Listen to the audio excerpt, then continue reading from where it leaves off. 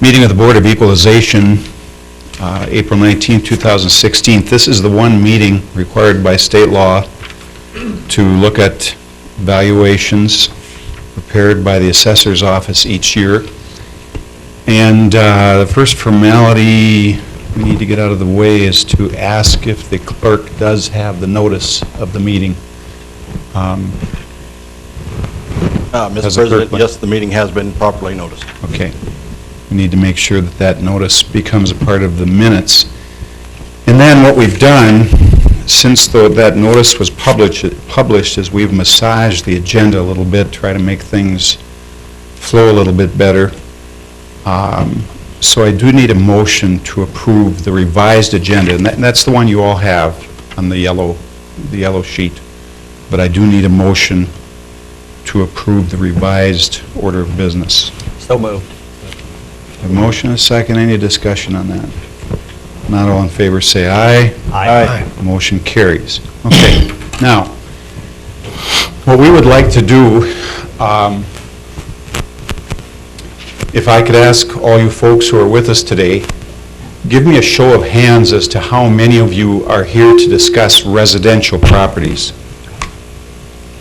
How many residential properties? And for those of you who have raised your hands, if you have not yet met with the assessor's office, now maybe you were in last week and you didn't like the answer, and that's fine, stay right here. But for those of you who are here for residential properties and who have not met with the assessor's office, we're going to ask you to go downstairs right now and meet with those folks and go through your evaluation and see if you can get that worked out. If you can't, by all means, come on back up here and we'll discuss it. But perhaps you'll be satisfied after you do that. So, Mr. Hirschfeld, who's going to take that on from your office? My assessors or my appraisers who will be doing that will be Dermot Farrar, who just left, and I've got Deb Kirschenheider at the back here. Both of those would be able to go through your evaluation with you. Okay? So we're talking residential properties only, and if you have not already been in to discuss those properties with the assessor's office, go ahead and go downstairs right now, if you would. We made a telephone call, but never heard anything. Okay, well, I would say you should go down and go through it with them.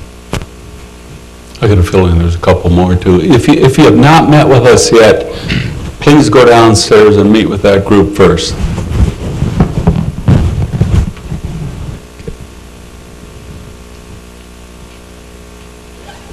Okay, so the rest of you that are here, you've met with them and you want to visit with us, is what you're saying. Okay. A lot better. All right. I know that most of you are here for the equalization activity itself. That is the valuations that you received a while back. Before we get to that, however, we do have 3 abatement requests. These abatement requests are for 2015 taxes. Most of you are here for the 2016 activities. So bear with us if you would, and we're going to go through these 3 abatement requests that we have. And Mr. Hirschfeld, you want to start us off that way? Certainly will, Mr. President, Commission. We have 3 abatements today. We have Mr. Michael Burns from Paradigm Tax Group who will be representing these abatements. He is here. He will come forward and go through his change of request and his reasoning as to why we should change the value of this property. The only question we have is since they're all apartments, should he go through all of those at one time, or do we want to take these on individually? You know, I don't see why we can't go through all 3 of them. I know we'll have to take individual actions on them, but let's see how it goes. Please. Yeah, and if you could make clear which properties that we're discussing. Of course. And President, Commissioners, I have given you the material that I have received in this packet. And I'll follow the tabs for each of the properties given name or the name that is doing business under. So like the first one that we have would be Lincoln Meadows with the red tab. followed by the Jefferson Apartments, and then Dickinson Meadows would be the third of them. Okay, go ahead, Mr. Burns. Okay, thank you for your time, and I appreciate you meeting with me today. So, do you want to go through these as a whole or as individual components, and then we can make decisions on each? Okay. Sure. Okay.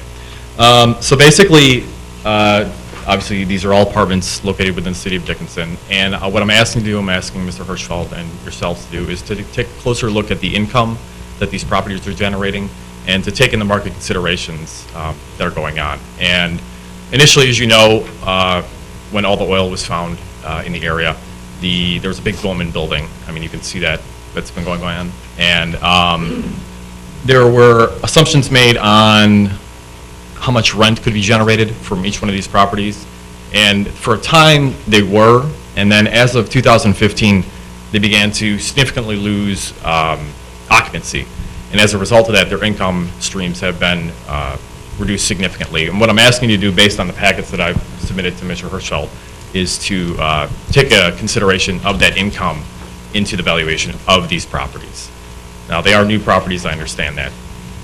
But the incomes themselves would indicate that the value that is currently placed on each one of these properties is higher than what the income would indicate. I can go through each one individually if you prefer, or what would be the best and most efficient route. Why don't we start with Lincoln Meadows? Why don't Okay. you step through that with us? Sure. And, So, in this case, and this is one of the issues, is we don't have a full year of income for the January 2015 valuation date. So, it's a little difficult to peg down an exact value. So, if you go back and look through the packets that have been submitted, and you look at the income that is on the packet, it's going to be on page, well, it starts on page 3.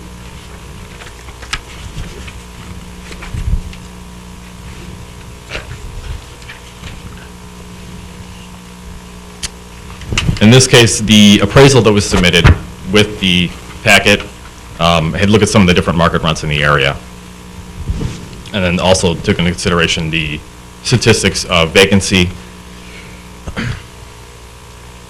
And then as we move on to page 4, we're looking at a gross rental rate of about $24,000 per unit, with an effective gross income of about $4.2 million. And after we've done this, as you can see through the calculations,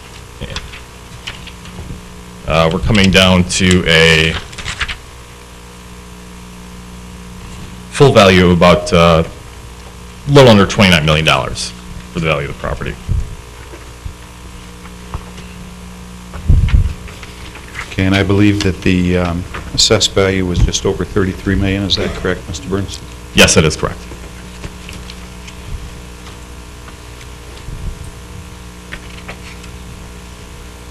I'm sorry, yes, that is correct. That is correct. Okay. So, for this case, for this property, based on that financial information, we're asking you to weigh a little bit more heavily on that income and less on just the cost that's being given to the property based on the new construction. And then I can move on to the second one, or how would you prefer? Mr. Burns, let me ask you this. Yes. Have you met with the assessor's office? I have. I've spoken to Mr. Hirschfeld many times. Okay. I think we should let Mr. Hirschfeld comment on what we've heard and what we have in our packets. And It may be easier to just Yeah. go through them one by one like this. Mhm. The request to look at the income is being used quite often from income-producing property, not just apartments, but hotels, some offices, warehouse buildings, because that has changed so much here over the last few months. But I do want to remind the board and those who are sitting here as well that our valuation period, and these three abatements in particular, was part of the commercial revaluation that we did based upon the market from 2014. The income part of this appraisal that they're basing their value on is starting to fall outside of that, and the appraisal itself was trended for the changing market conditions. And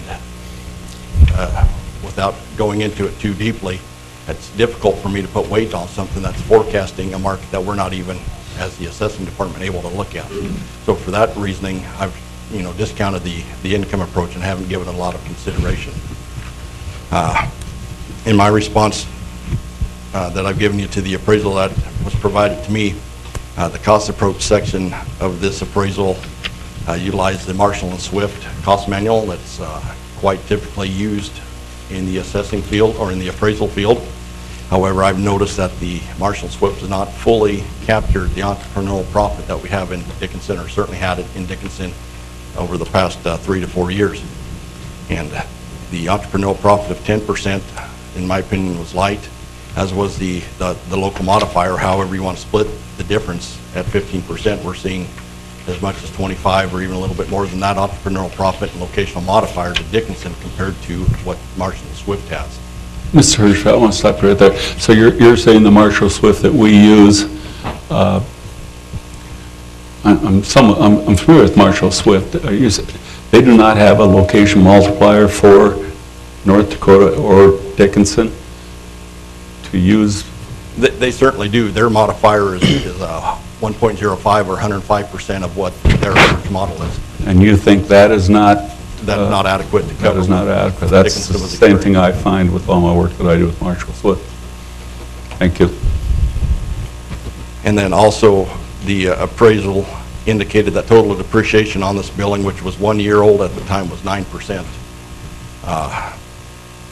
I find it very difficult to come up with where 9% depreciation could be found on a 1-year-old building, especially apartment in Dickinson in 2014. So therefore, I discount the cost approach from this appraisal. Now that brings me to the market approach, and they utilize comparables that were available from Dickinson, as well as expanding out to competing towns such as Watford City and Wilson, which an investor would also be looking at possibly investing in, and so those, would be certainly considered by any appraiser. And if we can look at either their page 5 or my supplement that I provided you, but in this appraisal they'd utilized 8 comparables, which 7 of them were, in my opinion, quite comparable. The only one that wouldn't have been would have been comparable 5. We're talking about buildings that were constructed post-boom or since 2010. All the comparables were from either constructed in 2011, 12, 13, or 14, except for comparable number 5, which was constructed in 1980. The project that we have is in excess of 200 units, and this sale had 28. So, in my opinion, not a good comparable at all, and should not have been utilized. I bring that up because that lone sale skews the entire reconciliation of the market approach in this appraisal, in my opinion. Because if we go back and, well, even if we look at their page 6, they have a high and a low of 146 to 177, and they settle at 158,000. The only sale that sold for less than 158,000, there was one sale 4 did, but if you remove that sale number 5, the median and the average were both up around 165, 167,000. And if you utilize that, so we're not at the high end, we're not at the low end, we're at the middle, just like I think the intent of the original appraiser was. Those 203 units come out to 33,687,000. We're at 33,342,000. I don't think you could get any closer. And that's without even looking at the other data, just removing that one sale, that one comparable, which in my opinion is not comparable. I mean, it adjusts right in with where we're at. And utilizing their numbers, what we've utilized, this property went through the revaluation. My opinion is, for this date, it was adequately assessed. And the valuation is correct. Mr. Burns, can you give us any insight as to the comparable that Mr. Hirschfeld discusses really does stand out as an outlier? Property number 5. Anything else you can tell us? Unfortunately not. I do not have any information on that comparable sale. Information that I found was what I found on CoStar, and there wasn't any indicator there that I could find that could give you an insight as to why that value of the property was lower per unit. Okay. Okay.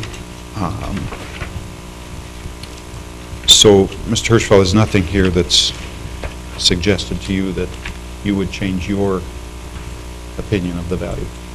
That is correct. Based upon the additional information provided to me, there isn't anything additional here that could have or should have been considered at the time we did the original valuation. Therefore, I'm inclined to reject the application and leave the value as it is presently assessed. Mr. Kessel? I have a question for Mr. Burns. Yes. Mr. Hirschfeld mentioned that the income that you provided was for 2015, but yet we're using an assessment record of 2014. Correct. Are you willing, or have you provided the income for 2014? I do not have all of that data at the moment. I can look, I have part of the actuals here, if you want to take a look. I don't know if I've provided you previously or not. We had a lot of email exchanges and a lot of documentation going back and forth. If you would like to take a look at it, that would be. Is there a significant change in the 14 data as opposed to the 15 data? Well, I mean, they're reporting a negative income based on additional factors that we normally would not take into consideration, such as depreciation and loan amortization.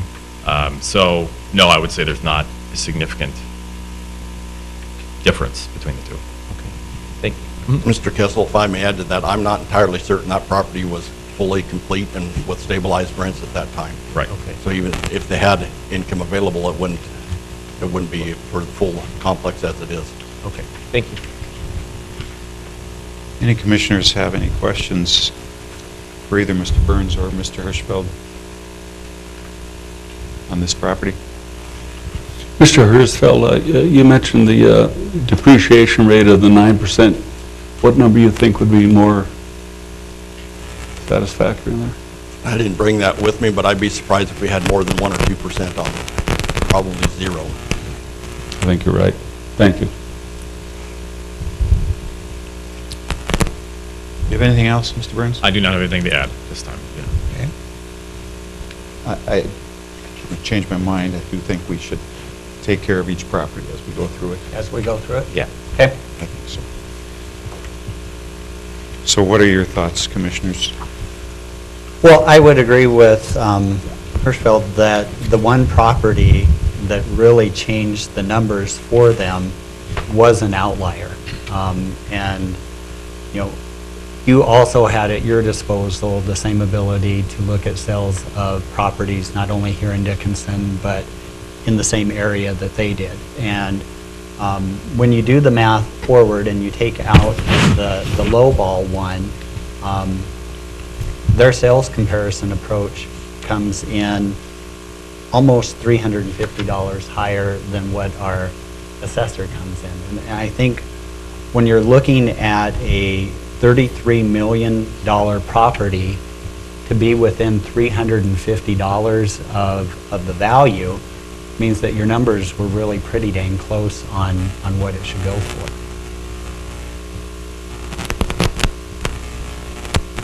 If you were off, you know, $300,000 or even $1 million, I could see where we'd want to put some pen to paper and figure out the difference. But really, if you look at the actual numbers and you're within $350 and their number's actually higher than yours, I do think that your assessment's on.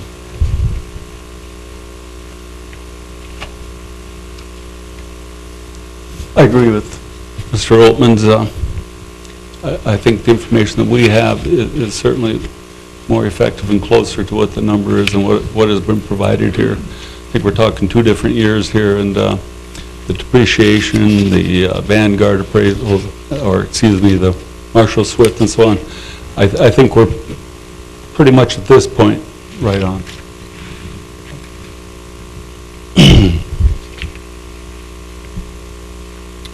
Well, if you're prepared, we should have a motion.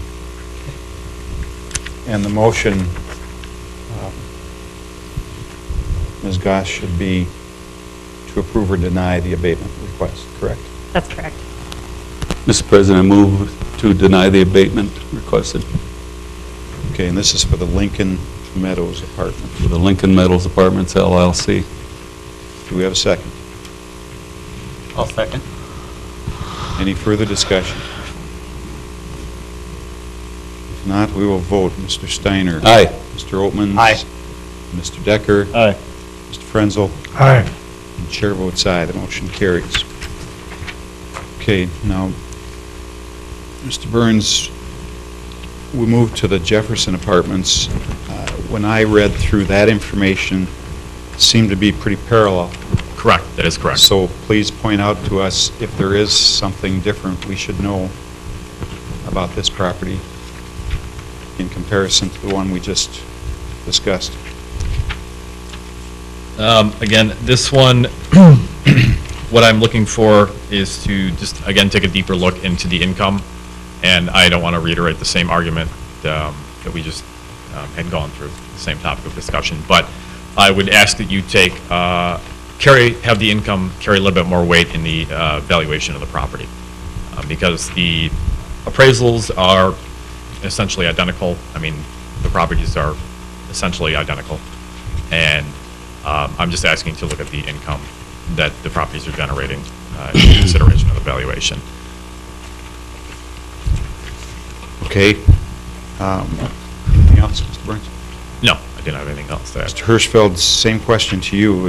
You know, please point out any differences that there might be here. It looks like we have the same outlier in the market analysis.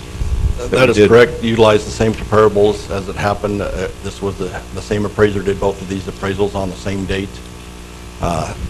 Couple things that jump out at me in this one here, for whatever reason, I couldn't locate the reason. There may be one, but the entrepreneurial profit on this property was 12%, so 2% higher for an apartment versus the 10% on the other. I don't know why they would do that. The reasoning wasn't there, so that starts throwing concern to me. Why are we using different numbers for a similar use property? Maybe size played a factor in that.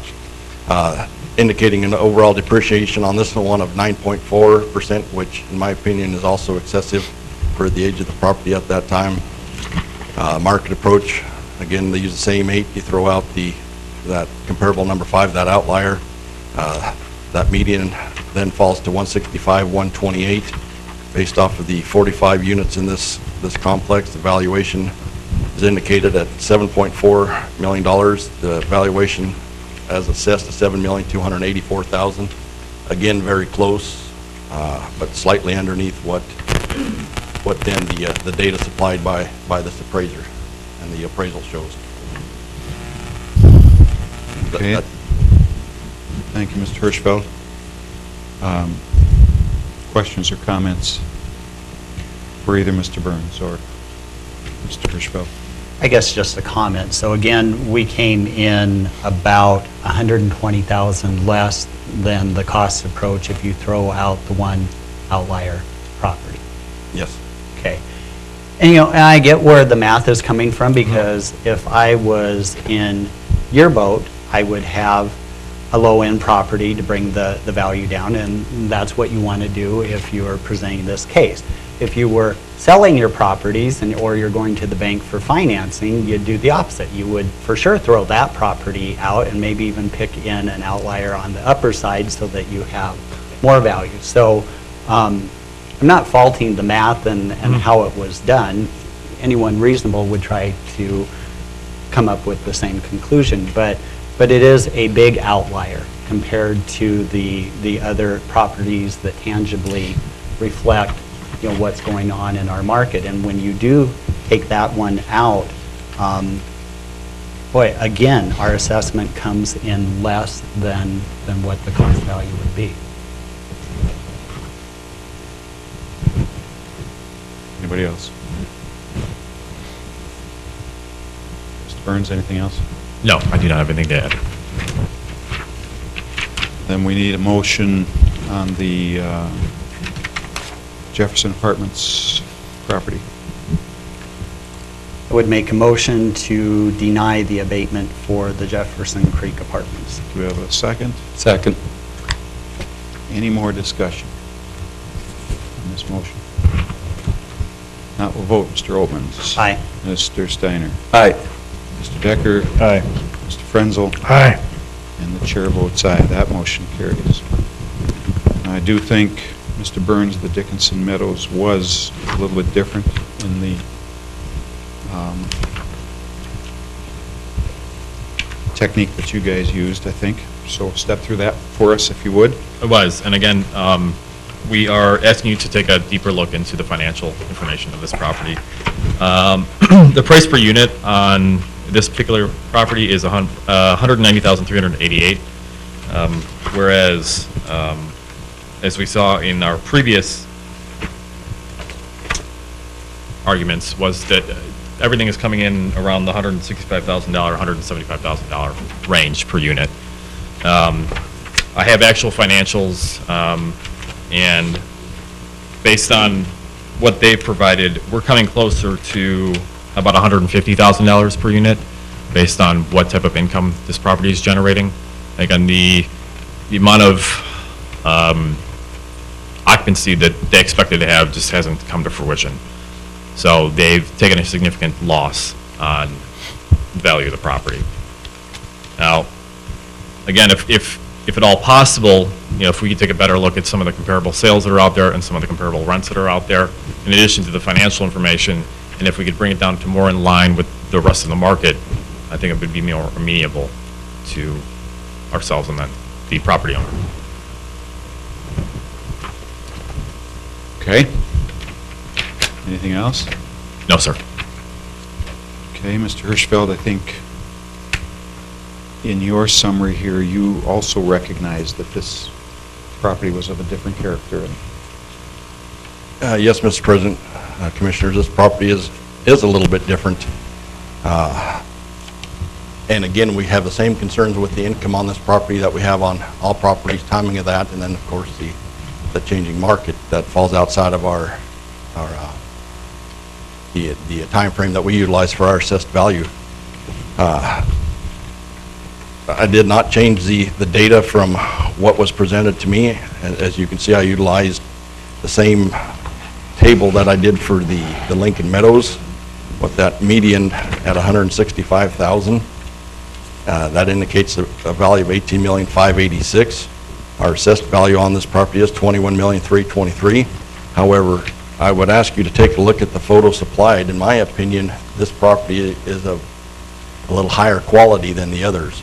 I mean, from the curve, and whether this makes a large difference to the renter or not, we have a different structure. We don't have the, rectangular building, four sides. This one here has some architectural features to it, has a little higher quality deck. It has built-in garages with many of them that walk right into your apartment, which is different than some of the others where the garages, if they're available, are detached, and you have to run through the weather to get to your property. In my opinion, this higher quality should command a higher rent in this market. Whether it does or not is another story. This property also has a clubhouse and a playground, so it has additional amenities that contribute value to this property outside of a per unit cost. And based upon that, I tend to go towards the higher end of the range, and again, not looking for any additional comparables. There may have been sales of, higher quality apartments like this one available. I didn't have them in my market, other than Sierra Ridge, which didn't sell. But if you go to the high end of the range of the comparable supply, that would be a $20,300,000 valuation, and then we're off $1 million just utilizing the comparables as presented. And what you're suggesting is that $1 million, you're comfortable with that $1 million because it is more high-end with amenities, et cetera. In my opinion, yes. Mr. Burns, anything else? The only thing I would add to that is that, and I respectfully disagree, is that the income generated by the property is showing what the amount of money that people are willing to pay for the units that are in the property. And regardless of the amenities that are included, the income would indicate that it would not matter to typical renter whether or not those amenities are there because you're only going to pay X amount of dollars for that rent. You know, I have a question going back on your math. So if we compare this property as we did the two previous ones, and you look at just the straight number of sales and the average, you said that came in at 18 million, using the ones. Yeah, 18,500,000, 18,500,000. using the median of the comparables. Using the median. And we have an assessed value of 21 million, so we're off by about 3 million. So then you went in and used another approach and found a $1 million discrepancy that you're comfortable with adjusting, is what it sounds like. Ish. That is correct. I believe that value is picked up with the built-in garages, Okay. the higher quality of the structure, certainly with the clubhouse, which is an amenity and a cost on this property that none of the others have. I think- But is that rolled into the overall assessed value, just like when you go in, and let's boil it down to residential, and you look at a finished basement versus an unfinished basement? When you did the appraisal, did you not take into account the clubhouse and some of the other features of the property? In our valuation, it did include the clubhouse. Utilizing, if we will, the residential side, it would be like having 7 houses that are somewhat similar, and then comparing it to a property that has a 2 or 3 stall garage. It is an amenity that the others did not take into consideration, and it's really difficult then to find the value of that garage because the others don't have that. You can't bracket the upper end. These Right. comparables fail to bracket the upper end of the value features that this property here has, that the Dickinson Meadows property has. I guess my only issue with this is that, you know, when we use the same approach that we've used on the other 2 properties, we come in, you know, 18 million fire, and we come in about 3 million off. And so then you revamp and you still decide that there is a $1 million difference. I guess it's hard in my mind to quantify the clubhouse and the garage as being another, to make up that additional 2 million. So the new number you'd be looking at would be what? For the difference? You know, if we were going to do it like we did the other 3, we would come in at the 18,500 that the comparables came in. And somewhere in between there lies the truth, but 18,500,000. Yeah, 18,500,000. If you do the math the same that we did on the 2 previous properties, which I was comfortable with because of how we do the comparison, I think it gets really subjective, you know, on our part or on the assessor's part when you try to quantify something. And when you tell me that in our model, we did take into account, you know, a clubhouse and garages, I'm having more difficulty coming up with the 20,300,000 and only the $1 million difference. But that's just where I'm coming from this. I guess I'd be interested in what other people's input are. I agree with Commissioner Altman. I think it's hard to put that extra money on there when the assessment was done the way it was in the previous one. Yes, the only thing I'm looking at, and correct me, Mr. Hirschfeld, if I'm not saying this right, but the number you used to come up with the upper end, your 20,381,000, same comparables, and that was the upper end on units that I think we would all agree are not as high-end, or whatever you would say, as this particular property. That is correct. In my opinion, the 7 comparables presented are all inferior to this property here and will show a value less than what the true value of this property is. So that, if that's true, if they are inferior, the top end using those comparables is already 20,381,000. And that's what's making you comfortable with the 21,300. Yes, the high end of the comparables, which are all inferior, it's still somewhat near to the value that we have. This property, we component priced just like we did, every part of this property was put into our CAMA system and valued as it sits there, just like every other one was. In saying so, the others all came up very close, saying we were accurate in our description, our valuation of those. Since we did this one here in a similar manner, it would lead me to believe that this one would also be accurate. I certainly noticed the same thing that you're bringing up, Mr. Oltmans, when I looked at these numbers.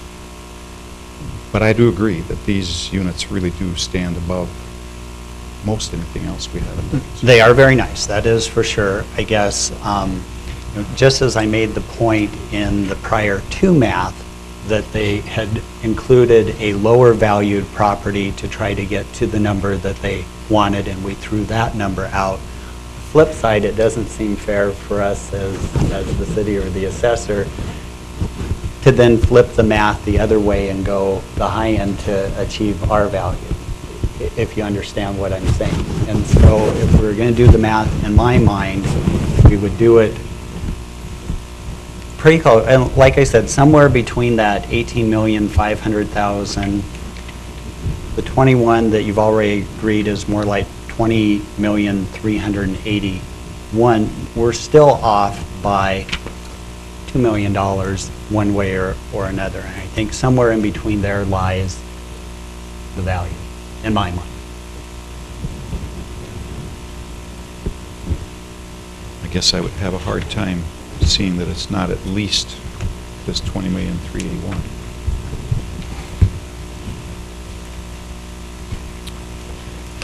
Other comments? Questions?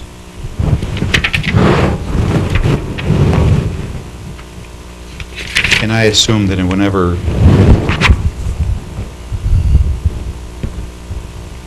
whatever motion is made, it's not a matter of choosing what the applicant has requested or what Mr. Hirschfeld's office has come up with. Anything in between is an appropriate number to use in a motion. That's correct. You can accept it, reject it in whole or in part. So if you want to do a number in between, you are absolutely able to do that.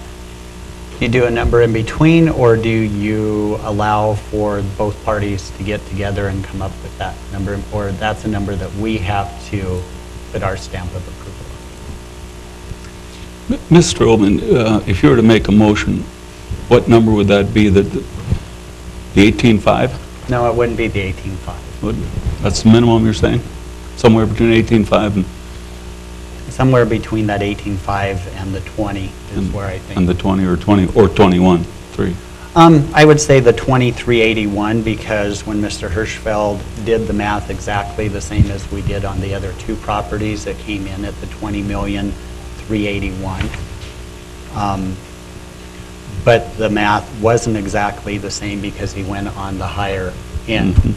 And so, I see the value in the amenities on the property. I see the value in the garages. I do think that some of that has to be held into account.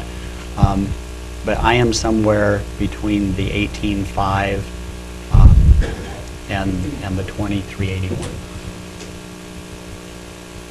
Scott, you spoke of do you have any numbers in your mind that? Well, if you're looking at the 18.5, and then you take what Mr. Hirschfeld said about the extra million, that's the number that kind of sticks in my head. So like 19.5? 19.5, yes. Okay. Mr. President, Board, if I may, one more thing I'd like you to consider is if you go to page 4 of what was presented by the applicant that has the adjustment grids.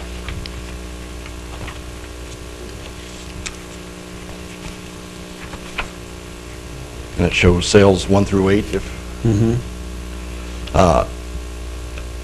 a few lines down, I would like you to look at that price per unit of those sales going across there, and would like to bring out that the high end of these sales were selling in actual, not adjusted, that 177,000 is adjusted, but in actual at $188,000. So that was a per unit actual sale price. What I'd used in the grid was the adjusted price from the comparison of the first unit. That grid below here, I would hope and would assume that the adjustments would be different to this property and would come out with, a different adjusted price across the bottom.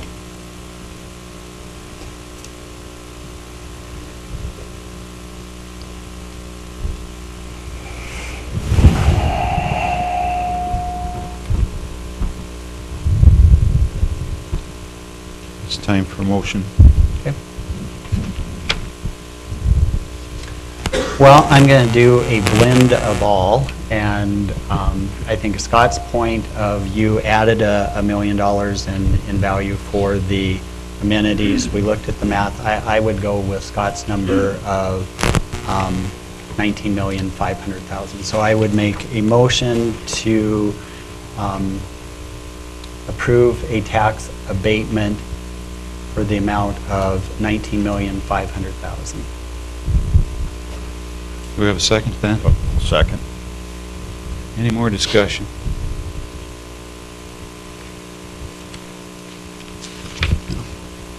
Okay, we will vote. Mr. Oatmans? Aye. Mr. Decker? Aye.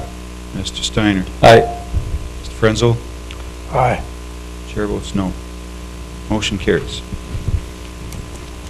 Okay, Mr. Burns, thank you. Thank you very much. I appreciate everyone's time. Mr. Hirschfeld. Thank you. Okay, let's see. With that, we'll move to the equalization part of the meeting. And the first thing we're going to do is hear a report by Mr. Hirschfeld on the equalization process and the report leading to the assessment roll. Ready to do that now, Mr. Hirschfeld? Certainly, Mr. President and Commissioners. This value is good as of April 14th. As you know, we've been going out and reviewing properties and made some minor adjustments. There will be no big change to this. There will be no surprises, just minor adjustments. Those minor adjustments are at the back of your packet. But true and full valuation of commercial property in 2016 is $1,467,525,887, as compared to last year of a valuation of $1,446,680,665. Residential properties this year, total valuations of $1,492,147,100. Residential properties last year were $1,412,588,400. Total Dickinson valuation for 2016, $2,959,672,987. In 2015, it was $2,859,269,065. New construction in 2016 for commercial properties totaled $66,891,000, compared to 2015's new construction of $170,446,180. We see a decrease there of almost $100 million worth of new construction. Residential properties also recognized a decrease of almost half. Residential new construction for 2016 was $43,334,400, as compared to $81,698,489 last year. Total new construction this year is just over $110 million, as compared to last year's of just over $252 million.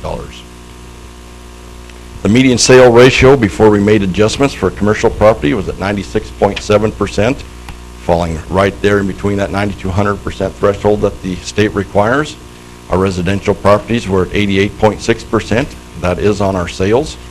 However, after adjustments, new construction, the revaluation that has occurred this year, commercial properties now fall in at 93.9% and residential properties at 90.9%. just above that 90% threshold that the state requires. So at this time, our values are assessed and follow the sales ratio analysis at a point where we can go to the county and the State Board of Equalization with our values in balance. That is the bulk of my short report tonight. I did provide a longer report to you in your packet. Okay. Any commissioners have any questions for Mr. Hirschfeld on his verbal report or anything he's given us in the packet that you want to ask now? Anything from anybody? I would just make a general comment. You know, part of our job here is to look at each individual situation like we did with the last three, and we're all trying to be very fair on the assessment. I would back up and say that I've got full confidence in our assessor and the team, and you know, the state law mandates that we're within certain percentages to be in compliance. And what I appreciate about what you and your team have done is you've really erred on the side of trying to be as close to the minimum threshold that the state mandates. You know, in other communities or in other parts of the country, assessing departments might trend towards a higher number than that. And I guess what I want to reiterate and what I'm thankful for in our community is that our assessing department does a phenomenal job of keeping us in compliance. And they do so, I would say, in the public's best interest of trying to come in as close to what we can to the minimum requirements to be in compliance with the state. So I would thank you for that. Thank you, Commissioner Olmans. I think you were very fair and accurate in that assessment. I don't want your job, though. Anything else, commissioners? Okay, Mr. Hirschfeld, is there any value, you know, before we start hearing from the public here, do you see any value in us trying to do residential first or commercial first, or, you know, one or the other, or should we just take it as they come? I don't see any value of trying to Okay. have people come up at a time when they're not quite comfortable, if they like to see how the flow goes and Sure. then pick a time to follow someone else up. All right, I want to ask anybody who wants to discuss their valuations to come forward. When you do, please give us your name, give us your address, make sure we understand where the property is that you're talking about, whether it's residential, commercial, and present your case, and we'll go from there. Who would like to be first? Come forward, please. My name is Thomas Osachuk. I live on 155 4th Avenue Southeast. It's by the American Legion baseball diamond and by St. Joseph's Church. My property was raised 24% in 1 year when the oil industry was crashing. I was told by a member of the city assessor's office, real estate was selling well in 2015. But they could only find 3 houses of comparable sales by Hart River. I was also told the Hart River area, the houses have a $20,000 premium. And the reason I was told that they had to use those 3 houses was because houses weren't selling well. Well, were houses selling well or weren't they? There were 3 houses sold in my area, 2 on 5th Avenue Southeast, and 1 on 2nd Avenue Southeast. These weren't used.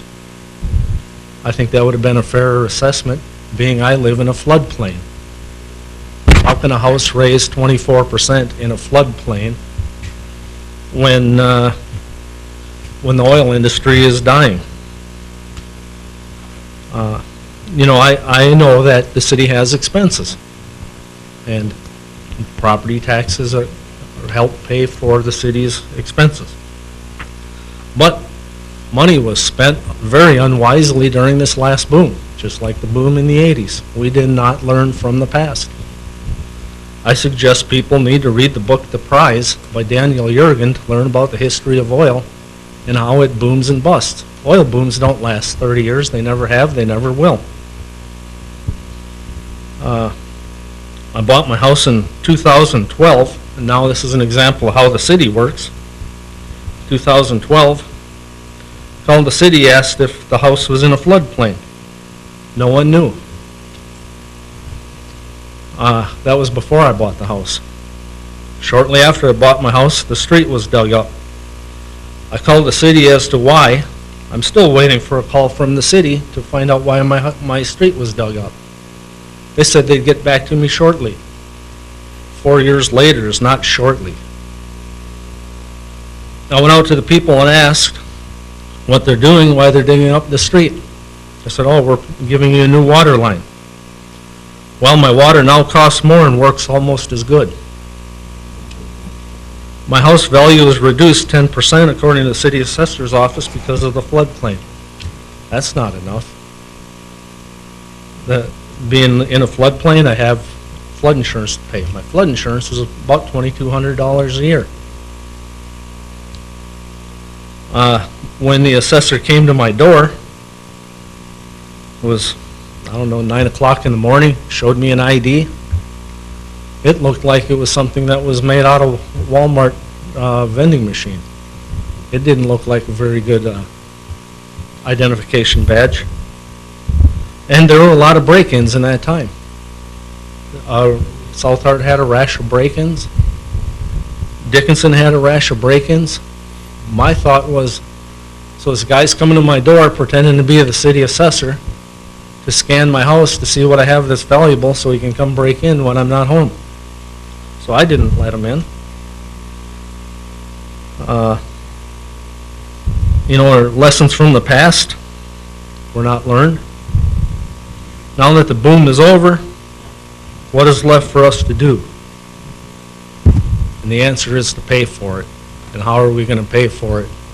We're going to raise people's houses exorbitantly, the value of people's houses exorbitantly. Mine was raised almost $51,000, according to the city assessor's office.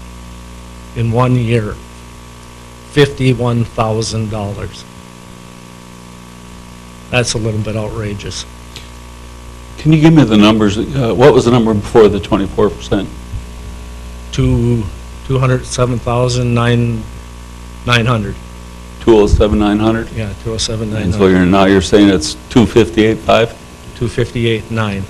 258,900. And when was your home built? 1961, the basement was built. They lived in it for a year. And then they built the upstairs in 1962. Okay. And the square footage? 1,282 square foot, I believe. 1,282 Yes, on the main on the main. and the basement? Basement's the same. And the basement's finished? No, What the about it? basement's about half finished. What about two-car garage? I have a one-car attached garage. It's attached by a breezeway, unheated. And I have a two-car garage in the back that's unheated. What did you pay for your house in 2012? $198,800.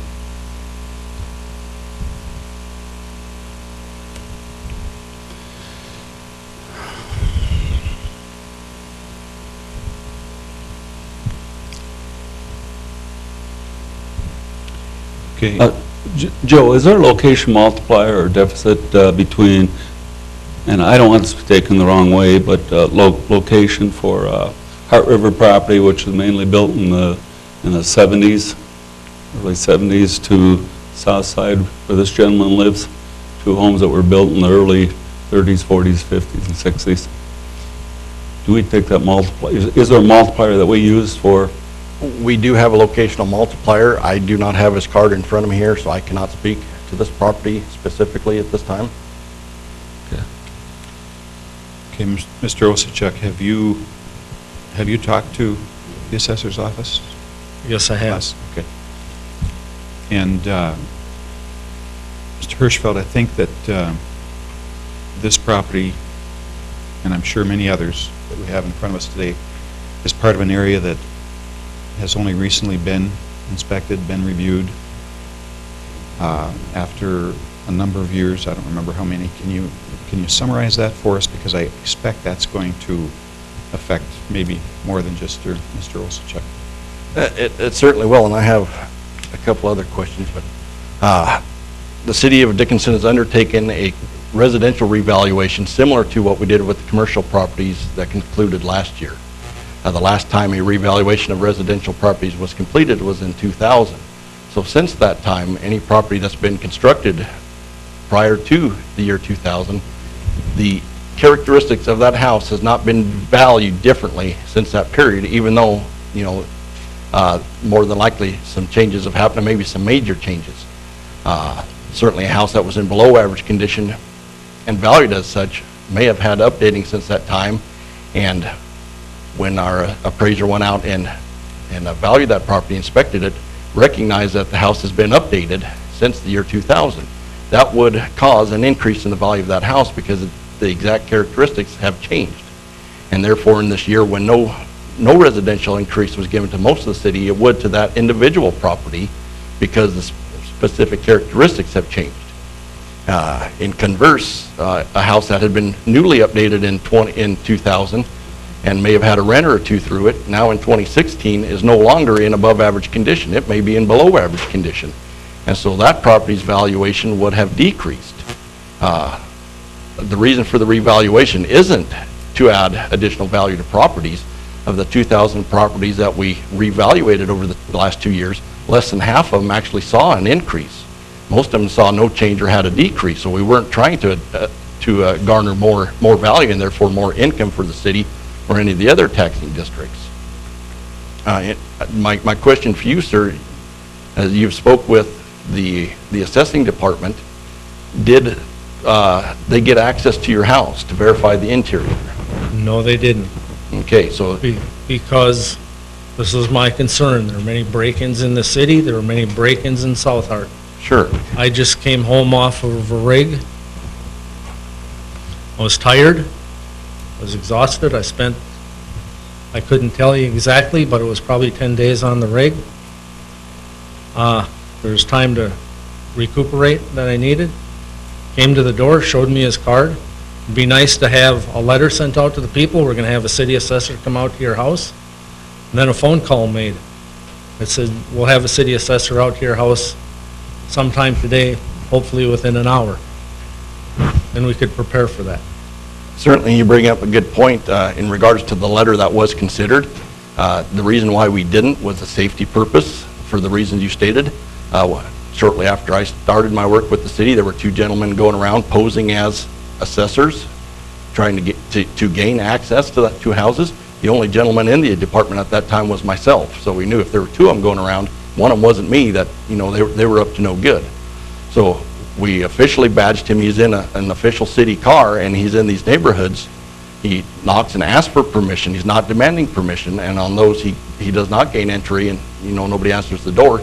He does leave City of Dickinson phone numbered and door hangers so that they can call the department. If you're concerned, he does ask, please call the police. They know which neighborhood I'm working in, verify that I'm here, verify with the assessor's office. So we don't expect that you have to let him in, but that's certainly our best opportunity to accurately value a property is knowing what's on the inside instead of just doing an assessment from the curb. And that would be my recommendation, would be to give us an opportunity to see the inside of the house instead of just assuming what the interior looks like.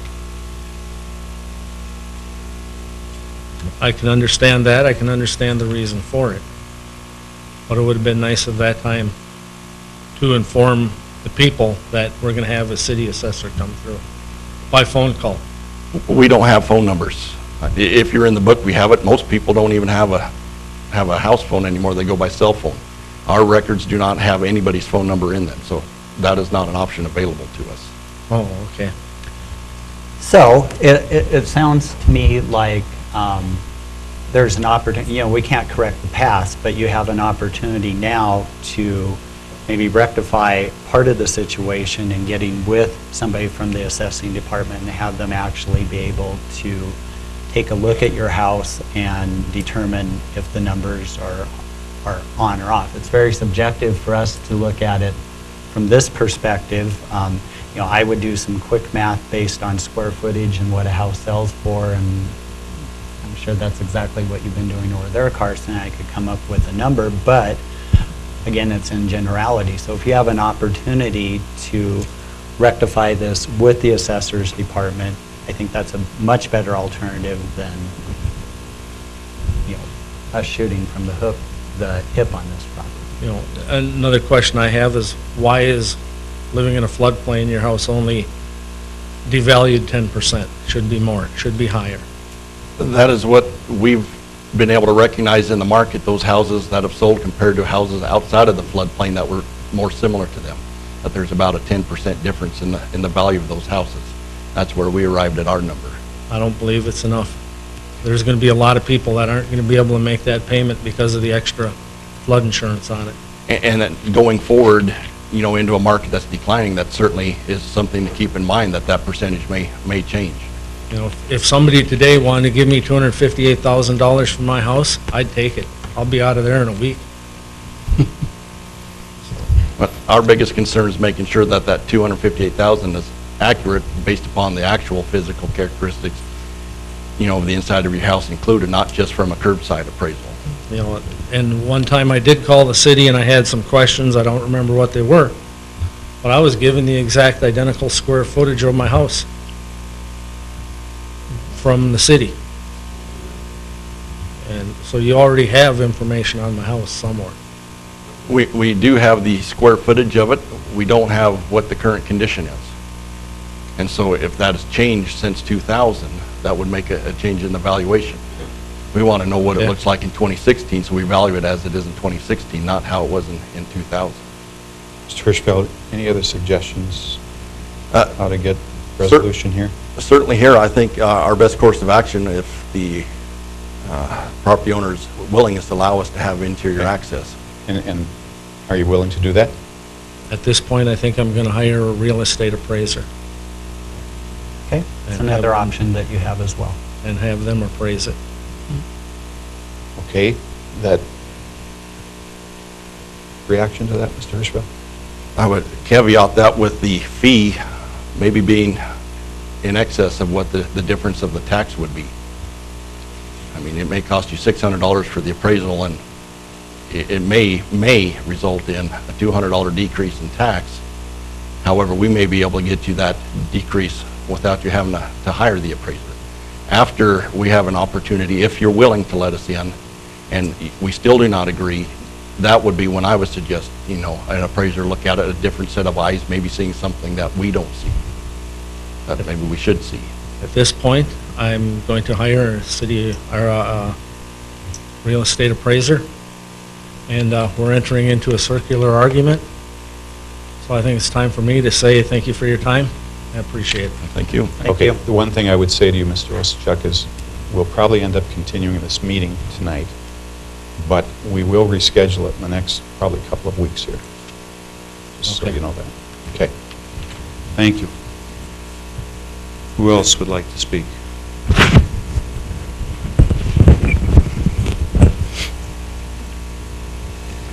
My name is Ron Lewis. I live on 1012 Fifth Street Southwest, and that's down by just west of the softball diamonds on the south side. And I'm here because I had an increased assessment of $135,000 on my home, and I've been in there 10 years. And I have not had any updates needed. I haven't done any updates. So I'm just and I had talked to Joe a little bit, and they had assumed that my basement was finished. Well, my basement is not finished. So they corrected part of that assessment. But I still think it's assessed a little bit over than what it's valued at. I think you guys have a copy of an appraisal that was done in 2013. And that was like in the height of the oil boom. And that appraisal was $525,000. And where's the assessment now, Mr. The assessment came in at 612,000. The current assessment after the adjustments were made is 552,000. He's at 552, 7? 552 is the current assessment. So we have a difference of 27,000? Correct. Correct. And a 2-year difference in the appraisal date and the assessment date with the market that was increasing at the time. Well, like we had said, the market now is decreasing, so Is your basement unfinished? unfinished.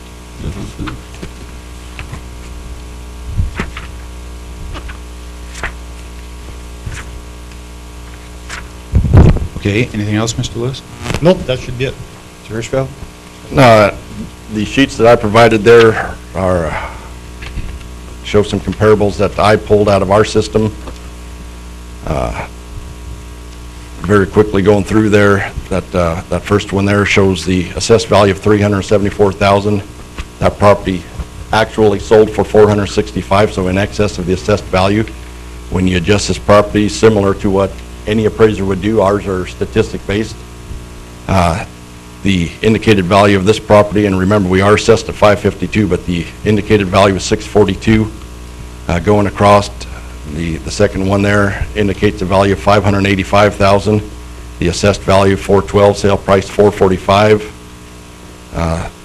The third comparable sold for $555,000 was assessed at $453,000. So again, we're undervalued. That property just in at $653,000. And I mean, going straight across, we see the same thing. We're assessed less than the sale price. The adjusted price is coming in between $580,000 and $650,000 on just about all of these comparables. The one I do want to point out specifically would be the last comparable indicated. It sold for $615,000, so that sold in excess, again, of the assessed value of $523,000, but it's also valued higher than Mr. Lewis's property. It adjusted in at $644,000. So we see a real tight grouping in that high $500,000 to low mid $600,000 range for the value of this property here, indicating that we are undervalued on his property currently based upon these sales.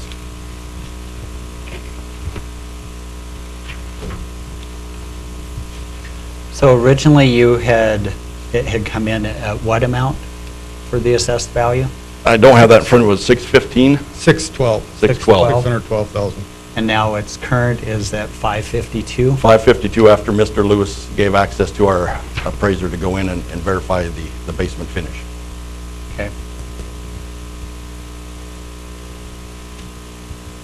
I guess all I'm asking is, it's appraised at $525,000. I don't mind paying the taxes on $525,000 if that's what it's worth, but it's not worth $600,000. You know. Based upon the sales that we generated, there's a good possibility that it would sell for that $650,000. And your appraisals Well- from 3 years ago? 2.5. And that was the middle of the oil boom, height of the oil boom, so. And it was November of 2013.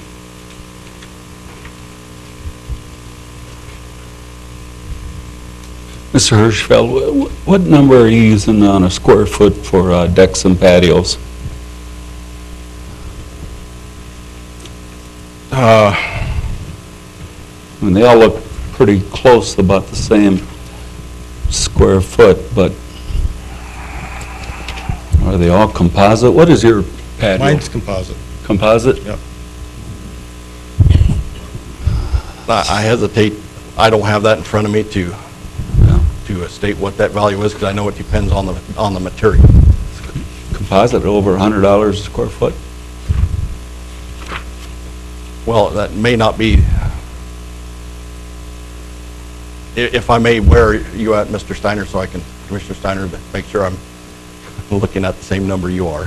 I'm looking at 1,300 square foot deck patio for $18,659. That's one concern I have, but it does match up with the comparables, you know, and the costs there, but I don't know that that's the cost. that we're putting on that so much as that's the value that's being returned to that item. Okay. And Ron, Mr. Lewis, you have geothermal heat? Yep, yep. And that is a big difference.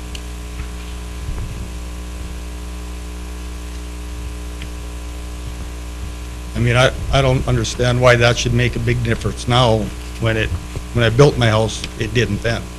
Well, I'm You know, talking, I mean, it it's a was- big difference in cost between forced hot air. You know, Right. you have more money into it for geothermal. I'm assuming we recoup some of that, Yeah. some of that.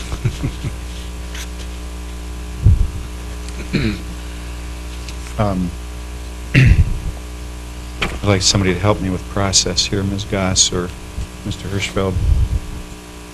It certainly appears we're going to be coming back at some later date to give final approval to the assessor's report, the assessor's list. But I suppose we still need to take some action on each request that's being made here tonight. For closure, in my opinion, we're between the 525, which is a 2-year-old value, and the current assessed value of 552, we're looking at 5%. We have more than 5% variance in the market. You know, even if we were looking at the same date with a $25,000 difference, in all intents and purposes, utilizing mass appraisal, we're as close as you can ask to get, and I would, at this time, ask that no change be made. I understand. I'm more asking about the process of how we get past each one of these requests. Somebody help me? President Jackson, you know, we can hear all of them today, write down the requested number that's been provided to us, have them either speak to the assessing department as we move forward, and then suspend the meeting until the date in which you want to give enough time to allow for those communications to happen, and not take any action on the rolls, or on the properties in question. But you can take action on the ones that aren't.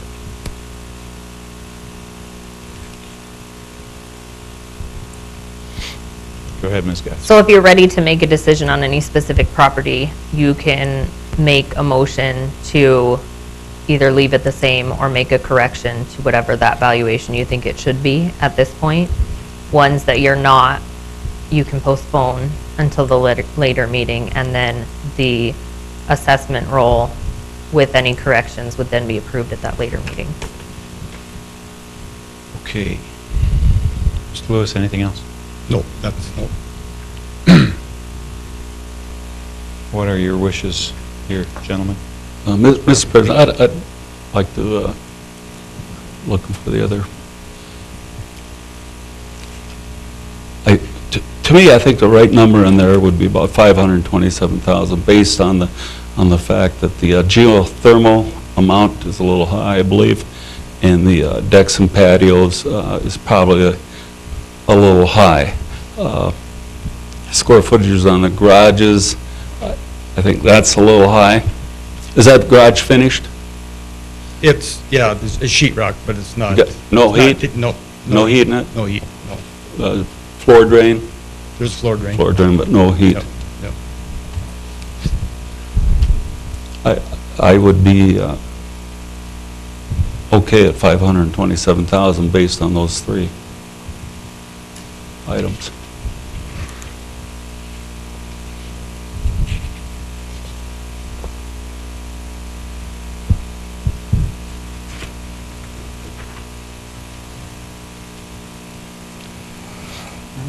I guess my feeling is that we're splitting hairs here. And maybe we should back up and some of our staff can climb on board with this. The actions we take tonight are not going to change the property tax the city collects in this coming year. That's already been determined. In other words, if Mr. Steiner's taxes go down, mine have to go up. or vice versa. So we're not changing any property tax totals here for the city, and everybody should understand that. Secondly, I don't know how Mr. Hirschfeld would characterize the exactness of this science, but to me, when we're 5% apart, And 2.5 years, because that was 2013.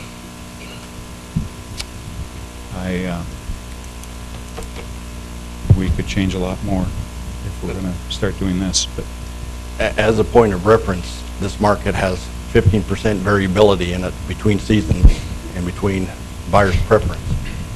If we fall within 15%, 7.5% either way, we're considered spot on. We're 5% difference here, well within that 15% variability. So to try and adjust our models to get any closer on this house would more than likely distort something else. I mean, the question would be is, if something in our valuation is inaccurate, you know, if the composite deck is valued as something other than a composite deck, then that is an inaccuracy that we should correct. But to attempt to adjust the models because they're returning, this is the value that the market's responding to, does concern me a little bit. I guess all I'm asking is just to be treated fairly. That's all I'm asking for. And that's Yep. certainly, Yep. that's certainly our intent. We'll have Yep. different opinions about that, of course. Okay, All I of us will. understand that. But I think what I'm going to do on each one of these is ask if there is a motion to change the reported valuation. And if there is no motion, we'll move on. Does that make sense, Ms. Goss? Yes. Okay. So I'll ask if there is a motion on this particular property. I'd make the motion that the new number be changed to 527,000. It's not going to make a whole lot of different amount of taxes you pay, but Right. I think that's closer to the numbers. Okay, do we have a second to that motion? Just for clarification, we're adjusting for, you want to adjust it from 552? Yes. 552 to 527. 527. Do we have a second? I'll second.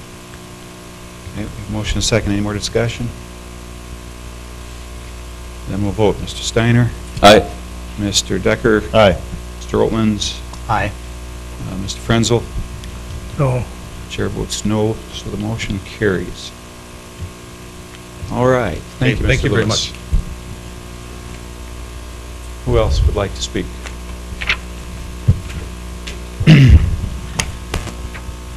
Hello, my name is Jeff Fitzik. I live at 522 Sims. That's just north of the courthouse and the original plat. I already spoke with Mr. Hirschfield in his office several times, and probably uniquely here today, I'm not going to discuss where my taxes ended up for my property. I'm not happy about it, but that's life. What I would like to discuss is an issue that was brought up earlier over here concerning letters about the assessment process that's going on right now. Mr. Hirschfield indicated to me, and it was indicated at this meeting, that they were not sent out because there could be confusion amongst the populace as to allowing unsavory people to take advantage. Every water bill that you guys send out, you send out a letter from the city in a sealed envelope with a bill about what to flush or not flush. And you couldn't include a notice that called the city assessor's office. We have an official person coming around on something of this magnitude and this hot button of an issue. You were scared somebody was going to unseal all these envelopes from the mail and put a fake envelope in it with a fake address and phone number. That wouldn't have been hard, and I would urge you guys to consider to do that going forward in the future. This idea that there are unsavory characters out there may be true. In fact, I'm sure it's true. But it's not well served to send an individual from the city with, as was stated earlier, an official-looking badge that anybody can make up on a printer nowadays. I can make one that looks like the FBI's, around unannounced, to knock on doors in the middle of the day when the majority of people are working, which is almost a guarantee that it's going to fail to communicate, and then leave a door placard on as a substitute in North Dakota with our spring winds? I would urge you guys to reconsider the dignity of communicating with the city of Dickinson's public on this kind of an issue. I realize that there's logistics and expense and other issues, but trying to communicate on a situation like this is something that you guys ought to consider more strongly. Joe has already indicated some of the issues with sending out the letter and logistics. If he wants to enumerate more that I have not thought of since then, I'd be happy to hear them or for the public. I don't have anything to add that we didn't discuss. I hadn't given it any more thought at that time as I prepared for tonight, but it's certainly something that we can consider at another time, and if we'd like to make a change, certainly look into that. Well, it certainly would have made this process a lot easier for a lot of people, I feel. So, Mr. Fitzik, your point is that if you have a heads up that somebody's coming around, what, you're going to try to be there maybe, or? Or if you can't, there's contact information. At least you know this person is coming around. Sure. You know, we're doing a major assessment of all the properties, and it's best, we're told, if they can get into the house. So we come around when people are working during the work week and not home, and we come unannounced. How is that a recipe for the best assessment? If the best assessment requires the person gets into the house. It sounds like it's a recipe for the best disaster. And that's what I think you're experiencing somewhat today. I would comment, now that we have a staff appraiser dedicated to this process, that instead of waiting another 16 years, we will continue as we finish the city to start over. And so this will be a continuation every 5 to 7 years. Again, that would be good to let the people know. They're the Sure. ones paying the bills. You have some questions on your property?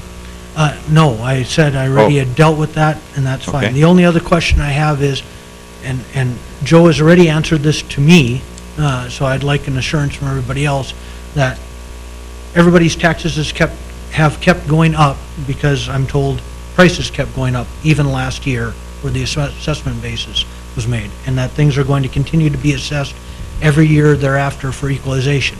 So when this housing market that is going down shows up, I want to hear it from you guys that all these prices are going to reflect that. And there's not going to be some 2-year tax abatement or anything on the assessment values. No. I'd like to address that, Mr. Fixie.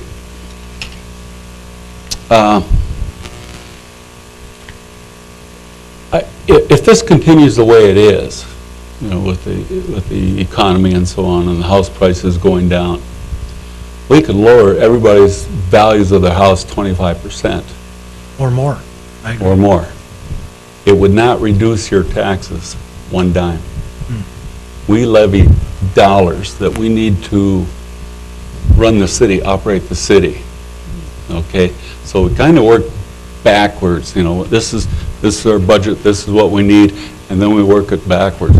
But we try and get, if you have what you would say a higher value that you think is unfair, we're trying to give everybody in that type of situation the same fair value that we think you have. Okay, so the point being, if we say you're getting a decrease of 100-some thousand, it may not reduce your taxes one dime.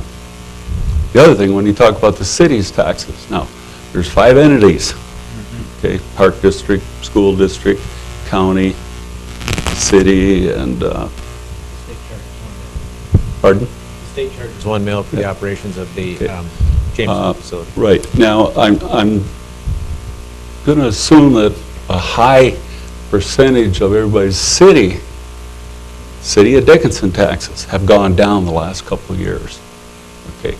Your county and your school district, if you take a look at that, I think that's going to where you see your increase.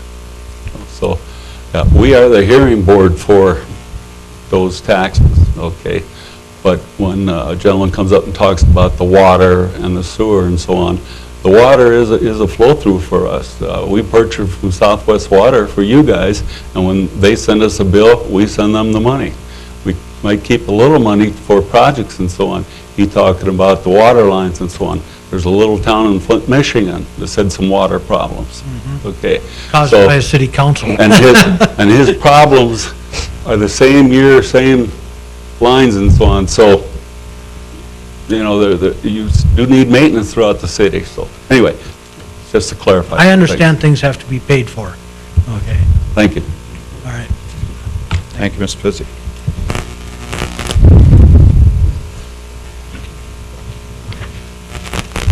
Commissioners, I'm Janine Russo from 761 8th Avenue Southwest. I'm not here about the evaluation of our house, but I'm here to question why we did 7 comparables in States Avenue, States Edition, versus 14 in Hart River.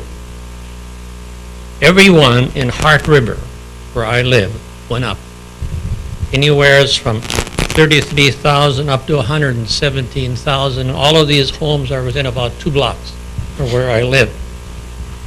We did 7 comparables and similar size homes. Some are bigger, some are a little smaller, some yards are bigger in States Avenue. Everyone went down. Not much, but went down.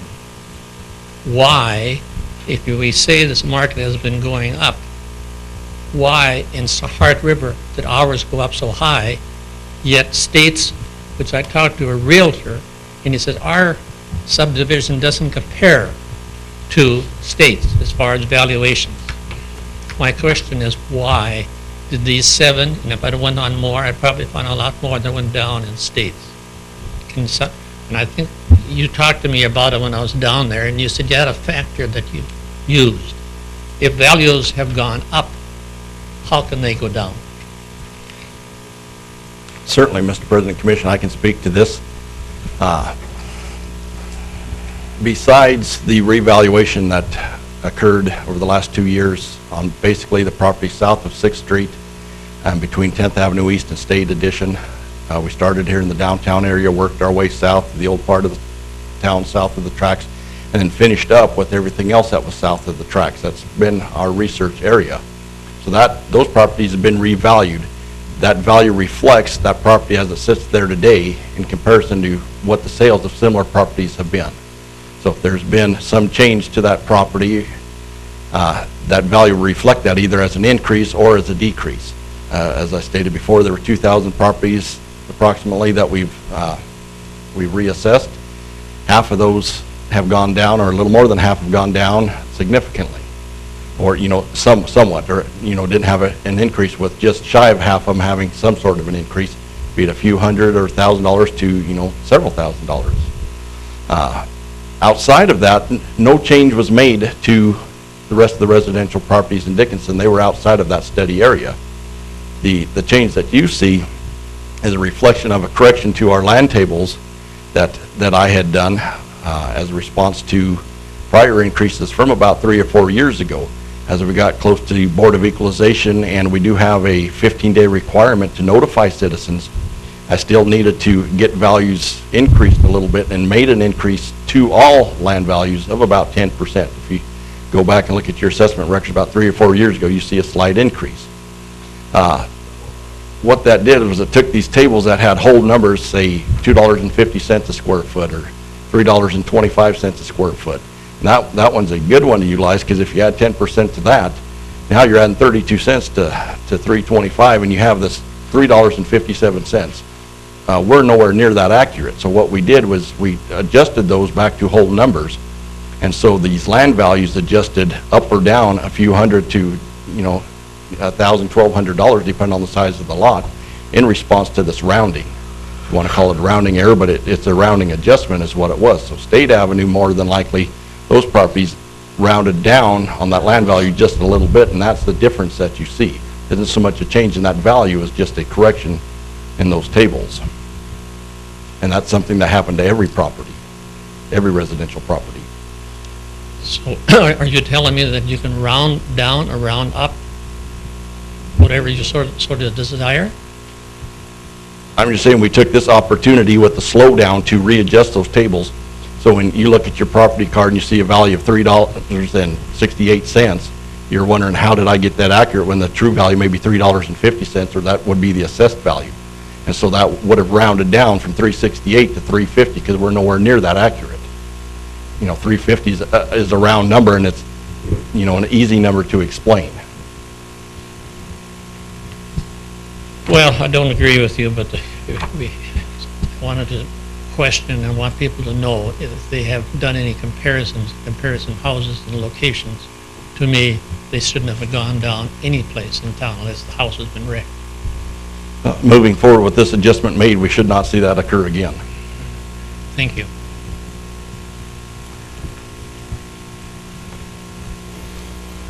Who else?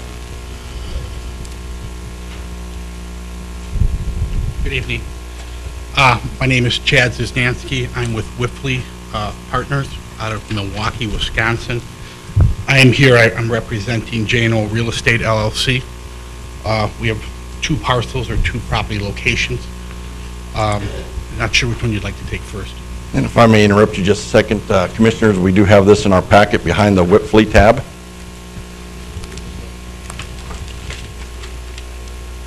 And I don't have anything prepared outside of what you have here, so you can take whichever property you like, and we'll go from there. First off, I'd like to introduce myself. My background is I'm a commercial appraiser, did corporate appraisal throughout the United States for over 25 years. Certified in 8 different states, MAI, and thorough background obviously on commercial properties such as the subject property. My position here today mainly is just to move this up the food chain. I spoke with Joe about these properties, and first off, I give him full respect, and he's very professional, and he tried to explain his position thoroughly with me. Obviously, we could not come to an agreement. And for the board's point of view, we are extreme odds on the value of these properties. So I really would expect the board at this point really to make some token adjustment, and that's not where we're going with this. But I am here to be on the record and to make sure this moves up forward. And I just have a few comments to make, and also with regards to, I heard some comments made with your other commercial apartment complexes, and I want to make some points based on that. So I guess we could start with, we can lump these together if you need it for the record, if you want me to have a particular parcel number or address, or does it make a difference to you, Joe? I think maybe if you'd start that way, and then that way the commission would be able to Sure. to separate that. Let's use parcel number 118907000100, which is 1275 through 1431 Mike Street.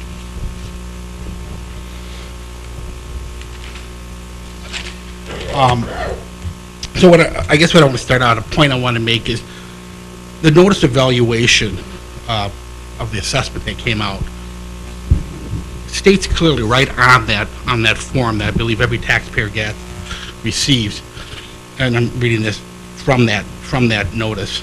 The city assessor is required by state law to estimate current market value of all taxable real property on an annual basis.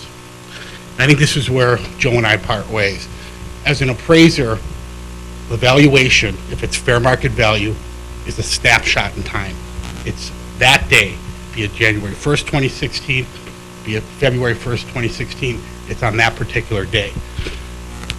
And you use your data and your information that you have on that day to come up with your fair market value. To say you don't have this information, or you have to use data from the previous 2 years or 3 years, or you don't have the information available, therefore you have to use older data, that's just not appraisal practice. That's not how you obtain fair market value. And Joe had mentioned to me that the income that these properties are generating, even though he acknowledges are significantly low, and half of what they were projected to be, that's irrelevant, basically, to him at this point. He cannot use that information. Our position is you have to use that information to come up with the fair market value. And it's just not proper procedures. If the state statutes say that you have to use data from 2 years previous or income from 2 years previous, then that would be a whole other factor. But to kind of change the rules of the game is just not the way you value properties.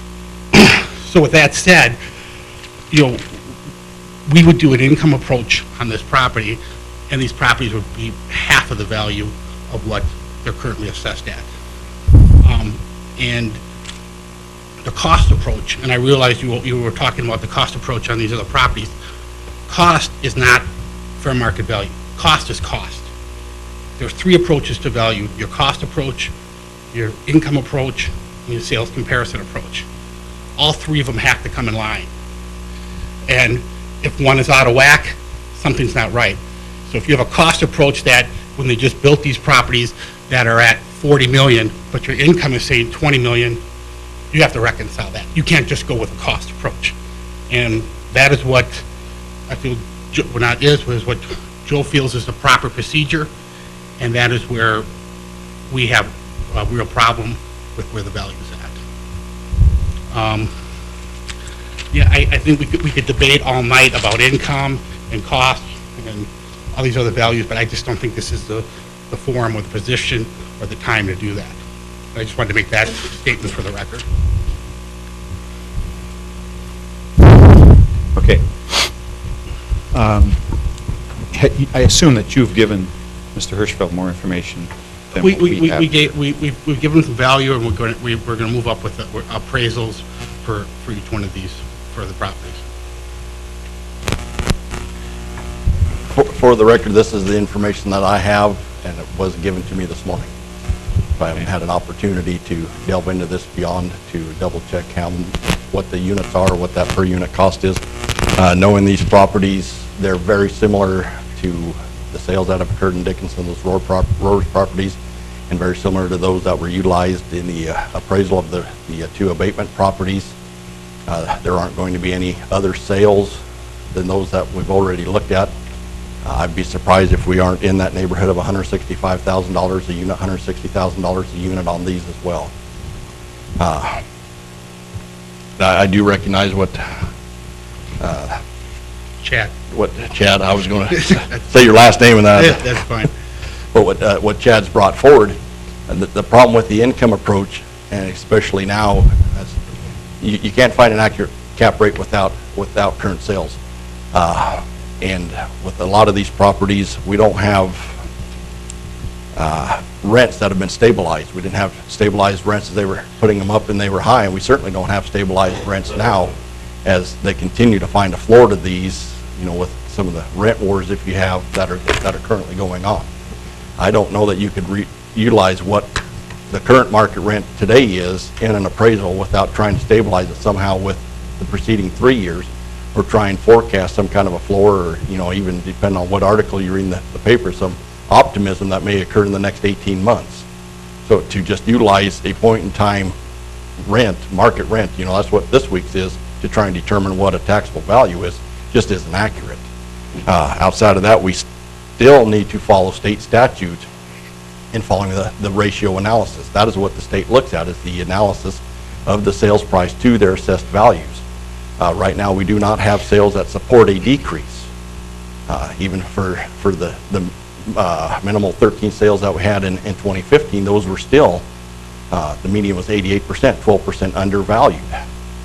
Despite that, we recognize the change in the incomes to apartments and to other properties as well. However, apartments being assessed at a little higher rate than everything else, we made that adjustment to apartments, recognizing the changing market. If we were to decrease apartments, because every apartment's affected similarly, you know, say 50%, and we're at 50% or more on these, that change in valuation would throw us outside of the tolerance level and require an increase, if nothing else, to the remaining properties. Or if we went to state out of balance, they would then bring all properties up whatever percent necessary to get us to 93%. So state statute also prevents us from taking any larger action than what we already have. How many units are in this parcel that you're talking about? Well, they're broken up. This one's 169, I believe. And I believe this falls in, his range falls in within what he has the other apartments similar to this at. I see that there's multiple, property owners for the apartment complex on here. I think they're all going to have the same issue. And kind of bringing a point again that I heard the board mention, you said for financing, I don't think there'd be one appraiser in this country that would license, that could come in here now, appraise any of these apartment complexes, and use rental rates from 6 months ago and put a value on these properties. They would all lose their license for the market value as of today or as of January 1st. They couldn't do it. And that is what the assessor, and he says he has to do it that way, but that is the way he's doing it. And I guess that's why this will need to go up to a level where that decision will have to be made, because that's just not something you can do. And I read right off the bat that it's the current fair market value. And that is not the current fair market value. That is what the value was 6 months ago, 10 months ago, a year ago.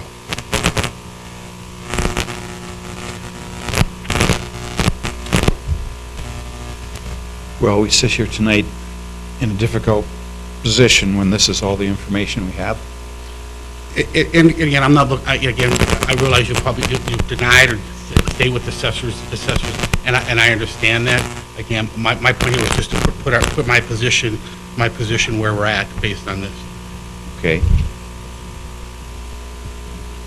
So you're staying in your position, but... My position, the value should be 50% of where it's at.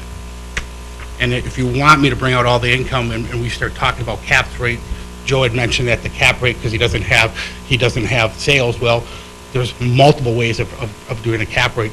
We can do the L-word theory. We can create a cap rate. We can do market extraction. We can talk about cap rates for hours if you'd like. But we can go there. That's one way of doing a cap rate. Now, I'm trying to save the board some time here.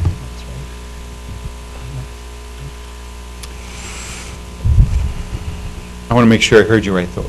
I think I heard you say you don't expect us to change what the assessor did. I'd love for you to change to 50%. Okay, but, so do you have a request of us tonight? Yes, I have the quest. I think you have my appeal. You have my numbers on the appeal forms. Okay. So Joe, these are apartment units similar to the first 2 or 3 abatements that we looked at, right? Most definitely similar to the first two, less similar First two. to the third abatement. And if there's 169 units in this parcel that you're talking about, and the current year assessment is at $19,975,000, then we're looking at a per unit of $118,195. Am I doing? What's that number? $118,195 per unit, which prior cases, that number had been $160,000 is what we've been working with, right? Correct. Okay, so this one is already $40,000 less per unit than the 2 abatements that we denied. And help us, which units are these? These are also on Mike Street, so from where the third abatement property is, Yes, it would be directly east of those. just east of those, okay. So, we're at $118,000 per unit, and you're asking us to drop it down to $60,000 per unit. Or less, would probably be more, but yes, 60,000 a unit. That's, For a point of comparison, I had two 1980s 12 and 16 plexes sold for $69,000 and $79,000 a unit last year. Actual sales. Based on the income of the assessment date, that's what the property value is worth. If the income changes in 6 months, they could be 118, they could be 118,000, they could be 150. But on the date that this assessment says it was taken place, and the fair market value of that date that is what it's worth. And that's how we put values on properties. I do it all around the country, and that is usually the state statute, other than maybe Colorado where things are a little bit different, where you use data. I haven't seen that here in what I've read through, and that's our position, that these are at $60,000 a unit.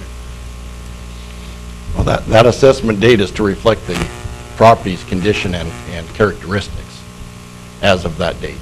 However, the study date for the sales ratio analysis comes from the previous year and up to 3 years prior. But your statement here says the city assessor is required by state law to estimate the current market value. What is the definition of market value?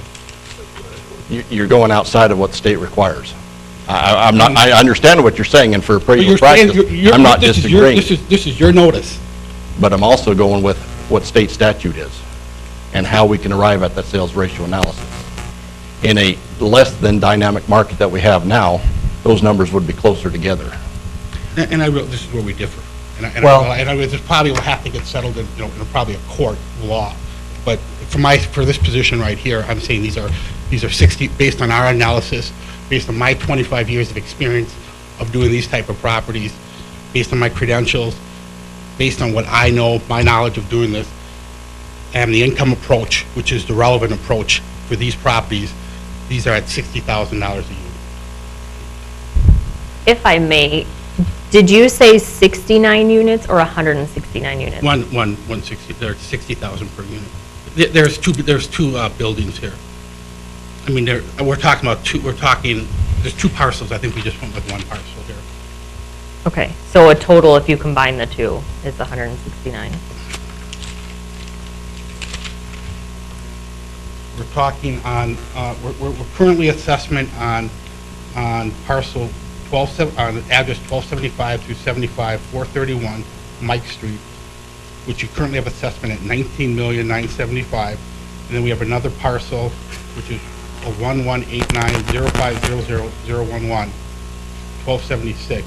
You have a new assessment of $21,377,300. And how many units are involved in that one? I'd have to grab my computer to give you the exact number on that. We have it at 60,000 a unit. Okay, well, that's easy to do the math then.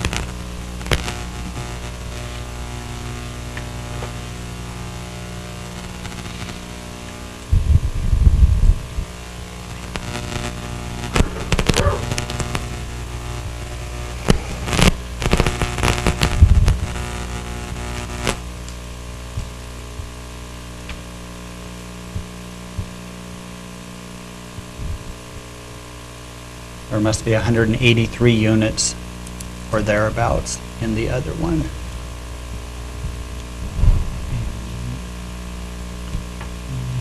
Did you have both units valued at 60,000? Is that what you're suggesting? Yeah.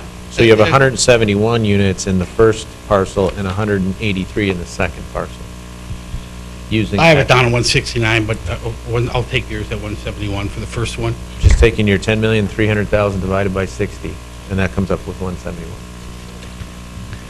Right in there. And so when we look at the first two abatements, and we've kind of all honed in on this 160 number is what we'd use per unit, the assessment for unit one would actually be closer to 27 million instead of the 19.95.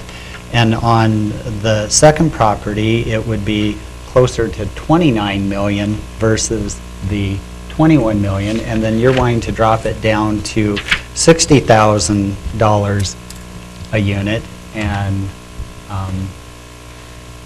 You're not suggesting you'd be willing to sell them for that? I'm suggesting that's the fair market value. You know, the sale price, what we would sell it for, is irrelevant. What we're determining is the fair market value as of, your date is February 1st? February 1st. February 1st, 2016.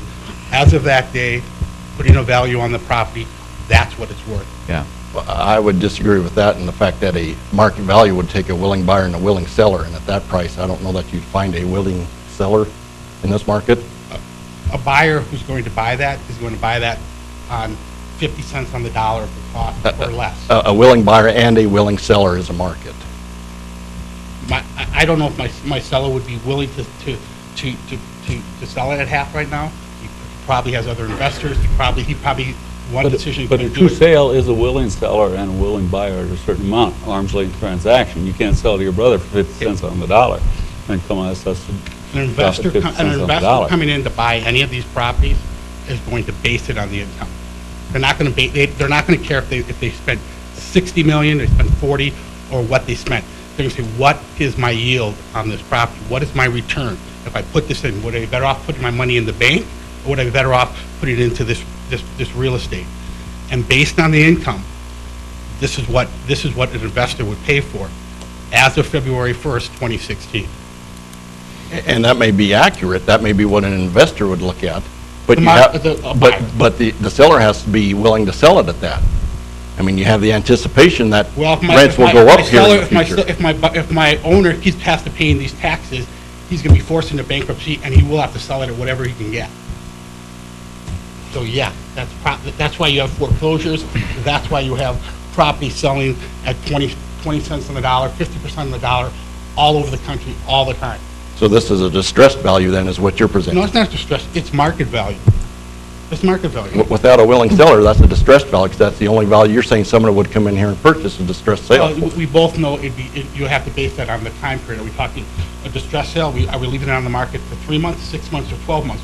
What is your determination And of a marketing again, time? our time period falls from 2015 back up to 3 years. No, you said selling time. What's Okay. your marketing time? Okay, yeah, I think that, If I I said we could. could get into this all night. If I could,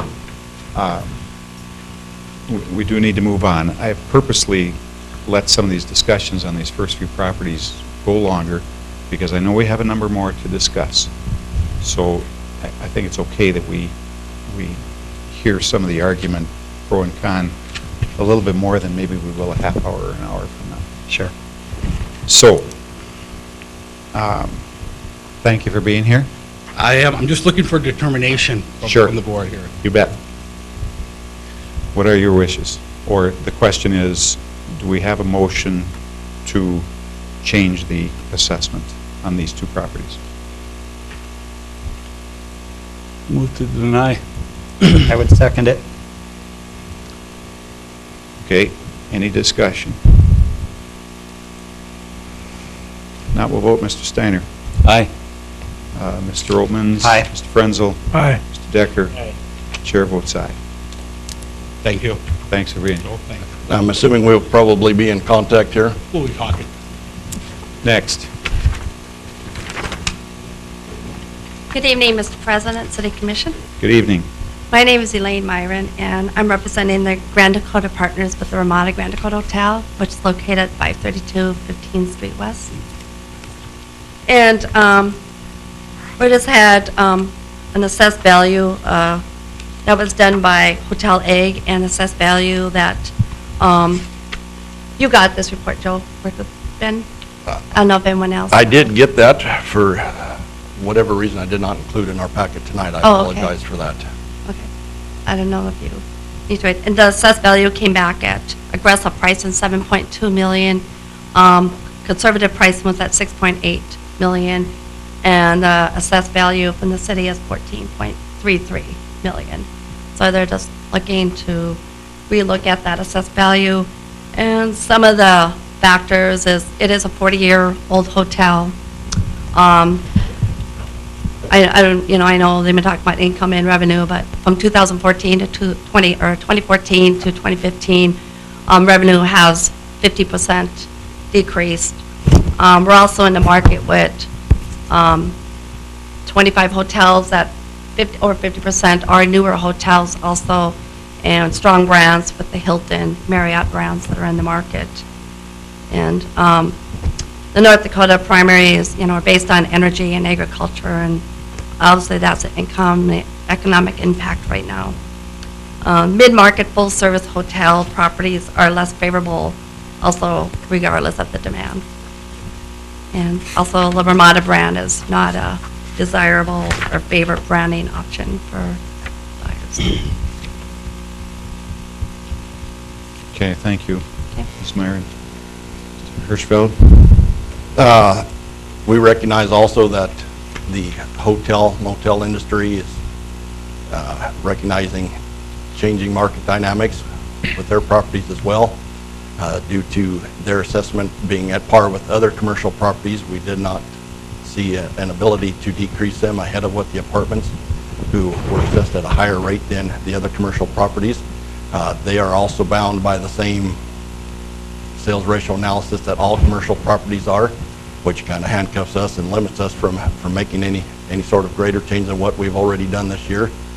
They were assessed, revalued with all the commercial properties, so in regards to other like properties, they are assessed equitably and at a like value, even if it is, maybe somewhat higher than what current market would generate. As sales allow us, we will continue to decrease values, until the market stabilizes or until it starts to increase. And based on those limitations of sales analysis, I would recommend no change to this property, as I don't see anything affecting the Ramada that isn't affecting the other properties. How do you arrive at this one? Do you do a per room, or how do we come to the assessed value of a hotel? I didn't, like I say, come prepared to speak this one here. We enter the data in like we do all properties, number of rooms, size of the building, parking, the other amenities that the hotel has. I believe we have a restaurant in this one here, so those restaurants, common areas are also included, and depending on the number of those, there may be an adjustment, as warranted. Certainly a per room rate value would be looked at, but we don't give a per room value to this, just like we don't give a per unit apartment value. It's here's the value of the apartment, the room or the apartment per unit value comes out to this. It would be in a similar manner with hotel properties. Here is what the cost is minus depreciation, and as a check, we'll check what the room valuation is, or per key, if that's the proper terminology, and make sure that we're in the ballpark. Elaine, did your assessed value go up or down? The assessed value from the city, Yeah. from 2015, it looks like it went down 293,000. Is that correct? I had 2015 assessment at 627,000.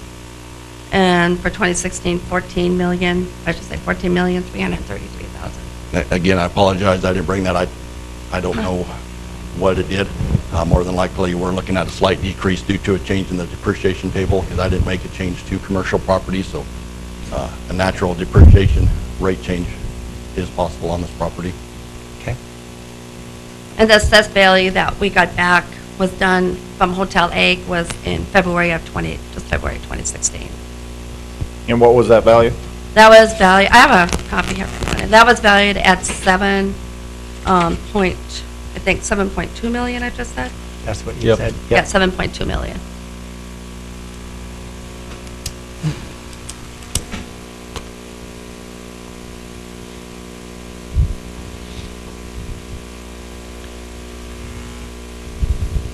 Mr. Hirschfeld, anything else? Not at this time, other than, if an adjustment's warranted to this property, would be warranted to each of the hotels, in my opinion, which, could throw us outside of that tolerance level. A similar discussion topic as the apartments, based upon the sales ratio analysis and those other things that limits us what changes we can make. And therefore, I would suggest making no change to this property and no change to that class of properties either. Okay. Anything else? Ms. Meyer? I'm done. Thanks for being here. Okay. What are your wishes, gentlemen? It's the double whammy, because as properties increased in value and occupancy was at a high rate, I know that our assessments of properties didn't escalate the same. And so, on the upside, you may have been assessed at a little bit lower value when times were very good.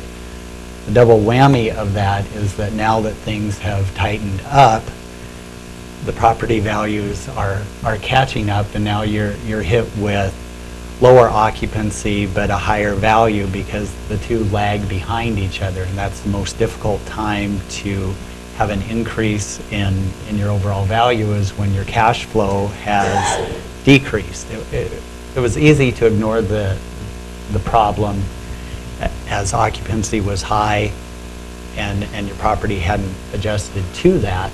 I can definitely see where you and your property managers are coming from, but I don't know. It's You going to can't take rec- just as long coming down as it did going up. or- Right. Because of that. Maybe, Pardon? maybe. Maybe. Yeah.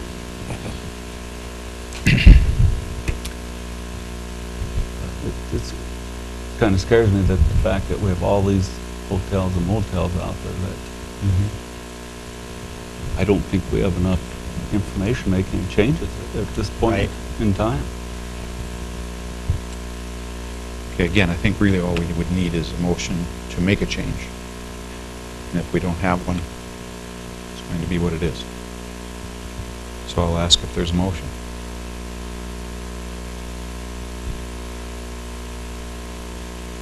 Anybody? Going to leave it where it is, Ms. Okay, Meyer. thank you for your time. Thank you. Next.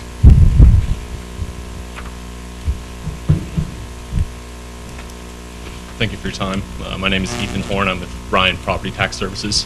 Well, My name is Ethan Horn. I'm with Ryan Property Tax Services. Well, this is an appropriate time for me to present. I'm here on behalf of Sierra Ridge Apartments and as well as the Microtel Inn and Suites. I'll begin with the Sierra Ridge Apartments, if that's okay. Sure. First, would like to say thank you to Joe. Very gracious with his time. We may butt heads. He's in a very difficult position. But he does take the time to hear us out, and I do appreciate that. Do you have copies of our appraisal on hand for this property? We do. Okay. Yes. And I do have the final draft appraisal, if you would like to see that. No information has changed. It's just does not have that draft appraisal wording across the. They do not have a copy of the full appraisal. I did not give them the full 200 pages. I do Okay. have that present up here with me. I did pull a part of it out of there.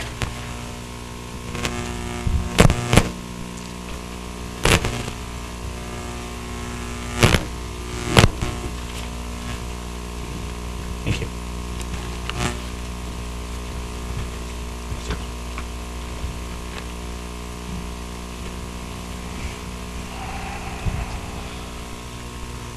So the subject property is the Sierra Ridge Apartment Homes. They're located at 2004 Sierra Commons Road.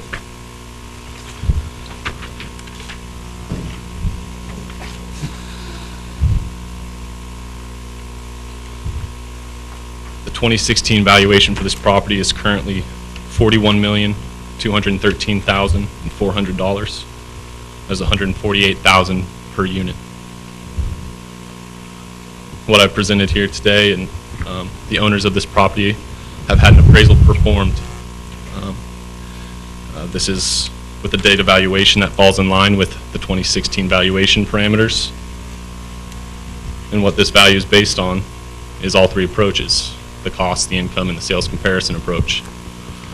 All three approaches were considered, and the most applicable approach is the income approach, and that is cross-checked by a sales comparison approach within this appraisal as well.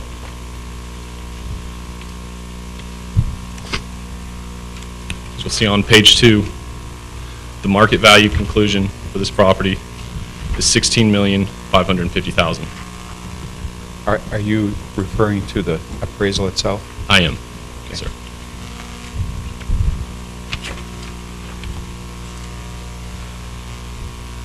And as you can see, this is a 137-page document, and I will not go through, I will not put everybody here through the hassle of going through all 137 pages. Thank you. What I believe is important is that we see that we differ greatly from the current assessment. And I'm happy to go through the sales comparison and the income approach. I am studied on it and can speak to the points if there are any concerns. But these are the facts, and it's a very difficult situation. I understand that there are state statutes which limit the way that Joe is allowed to look at this property. But just because that's that's what's stated, and that's what, there are certain parameters we have to fall in, and there's clear indication that the value is incorrect, it's very difficult from a property ownership standpoint to not be fairly assessed based upon those points. Per state statute, market value, true and full value is determined by the income producing capability of a property. And that is well detailed in this appraisal. Market value is come to in a reasonable and fair conclusion, and is then supported by the sales comparison approach. And in our position, it is undeniable that there is something not right here with this assessment.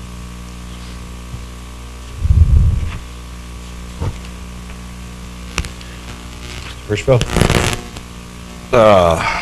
Mr. President, Commissioners, another apartment complex. I mean, it certainly is facing the same problems, if you will, that the rest of the market has. I did check out page 62 and 3, which I'd provided to you in the packet as an item of concern for me. If we're looking to set a value, I mean, we know incomes have gone down, how that may or may not affect the value of the property when they sell is yet to be seen. But the one thing that concerns me is we're looking at a gross income multiplier analysis here.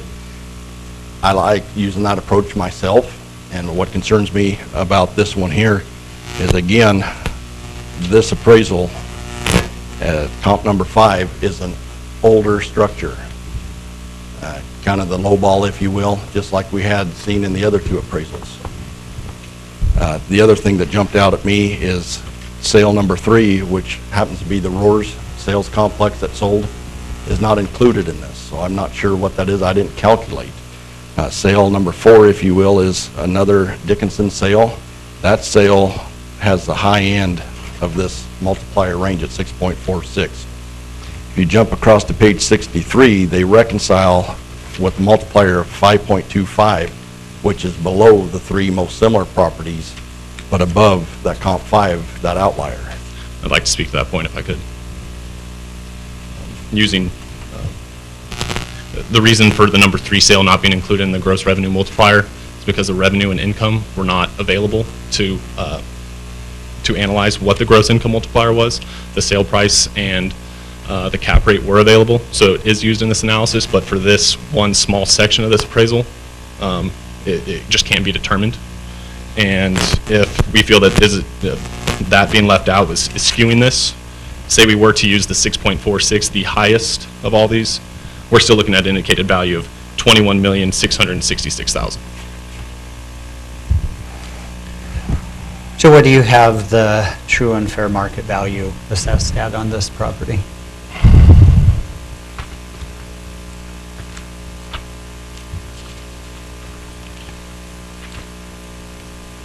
As it would be, I neglected to bring that value forward with me. It is, if I may, Absolutely, if you have that. $41,213,400.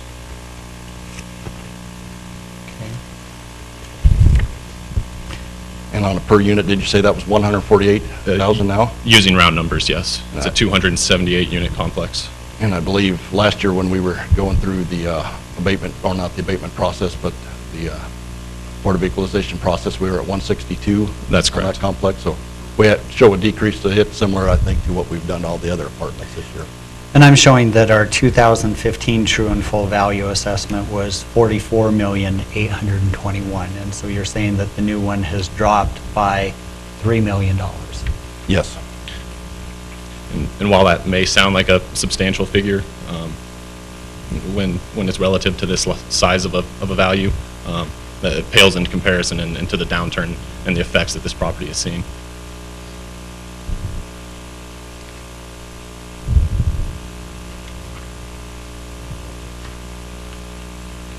Was the project complete with the 2015 valuation? It should have been complete for the 2015. It was not complete at the 2014 valuation. And as a point, I have this available here. This property did go to the State Board of Equalization. And the state board found our value of 162,000 unit, or that $44 million figure, to be adequately assessed with the rest of the properties in Dickinson. So there was no concern from the State Board of Equalization with the value at that time. And if I may, to that point, that was looking at 2015 value, which was taken into consider 2014. The downturn had started to hit late 2014. And so we did have strong concerns on the property in that it was a cost approach to value at that point, which was appropriate because it was not stabilized. But just for a side note, the all-in cost for this property was $36,750,000. Other questions for either Mr. Hirschfeld or Mr. Horn?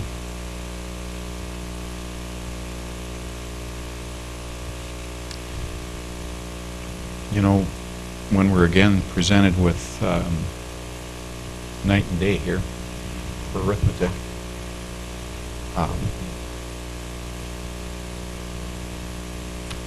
my tendency is to look at that per unit number again. And I know what things were being built and sold for 5 or 6 years ago, 7 in this community. It wasn't that much less than 148. What the rest of you think? You know, when we go back, I'm just trying to make this fair across the board and give the same, concessions and the same treatment to each of the similar properties that we're looking at. And again, it did drop as far as the true and fair value, and actually their per unit of 148 is actually substantially less than the abatements that we denied earlier at 160,000 per unit. So I really feel like our assessing department did take into consideration. Commissioner, if I may just make one point to that. Keep in mind that those abatements were for the 2015 assessment, and so those should arguably be higher, as the data collection period was still 14 while things had not hit hard. Right. But I just need to make that point. Okay. Maybe I missed it, but did you give the answer why that sale number 3 was not included? Yes, I did. And that was only for the one portion of the sales comparison analysis. The sales data that was available, some of the sales would disclose the actual income and the expenses, and the others were only able to disclose the purchase price and then the cap rate. And so from that limited 2 points of data, you're not able to pull out the information needed for that particular gross revenue multiplier analysis. So, The sale comparable number 3 there, that sale was utilized in the other 2 appraisals, that specific one, and that income data was, I believe, utilized in that appraisal. We are talking about a different set of numbers. I guess it is possible that this appraiser did not, again, get that same information that he did the first time. I can't speak to whether he did or not, but I know this same appraiser did get that same information on the same property from the year prior. and I really need to step in and speak to that. There's in no way an intention of being misleading as according to that sale. And to prove that point, within our income capitalization approach, we use the cap rate from that sale in our analysis. There's a range. If I point to page 85, this is where the capitalization rate study for these during the oil boom sales, we have a range of cap rates from 10% to 14.37%. Sale number 3, you'll see, is the 10%, the lowest end of the range, which would indicate the highest value out of all of these cap rates. And we've utilized that 10% cap rate based upon other factors. So it just goes to show that this sale is taken into account within this, and it is given weight.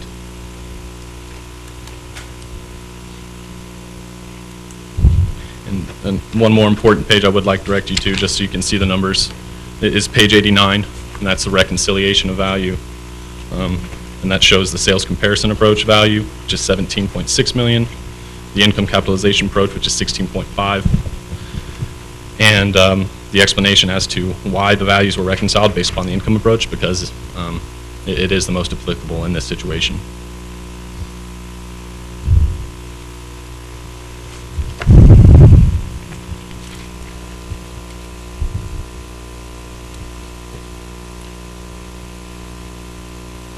Any other questions from commissioners? You know, again, we sit here tonight, and I think Mr. Altman's made the point well, but this is equalization. If we were to make significant decreases in valuations across the city, that only means that mills are going up.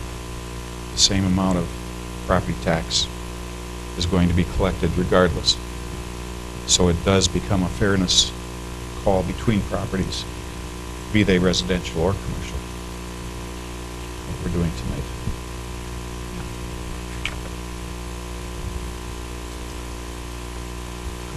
Changes. Does anybody have any action that they want to? Do you have anything else, Mr. Horn? On this property, I do On not. this property?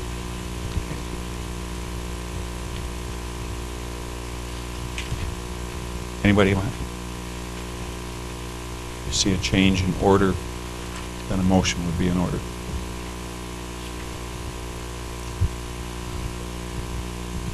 Okay, I'm hearing none. Mr. Horn, you have one more property. You want to go ahead? Sure. Has the appeal workup been provided? I have those available to pass out if need be. I do have, was it one page that I was presented that I did give? Should be 6 pages. And which is this property? Microtel? Microtel? Okay.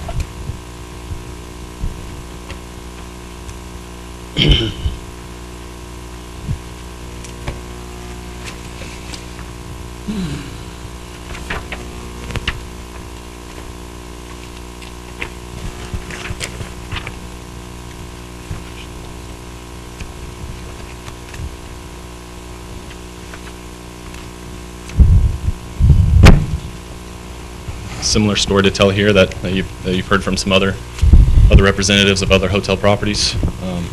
It's been hit really hard. To kind of tell the story real quickly, I'll direct you to the second to last page.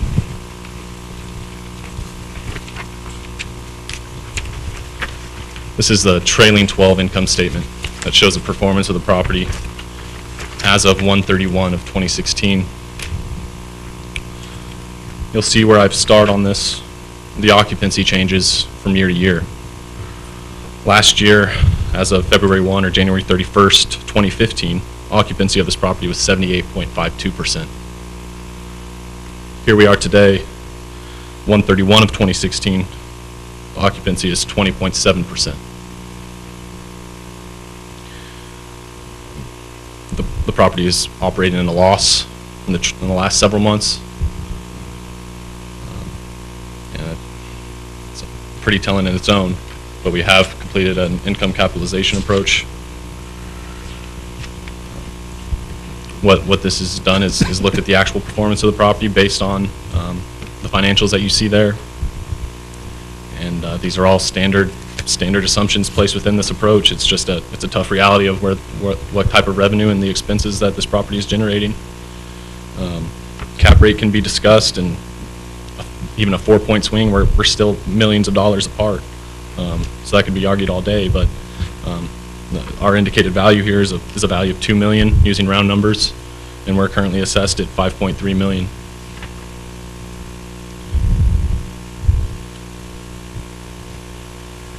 So 40%, which I guess is not too much less than you had on the previous property. That's correct.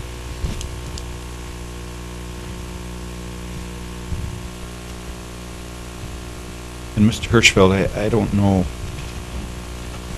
how germane this is, but you and I had a discussion earlier today. In very round numbers,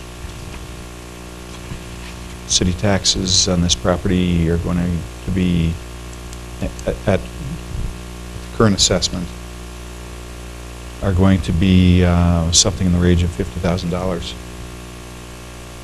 Is that correct? That is correct, 1% is kind of a good rule of thumb to use. Not something that Mr. Horn should take home as an exact figure. Correct. Just kind of a rough estimate. Okay.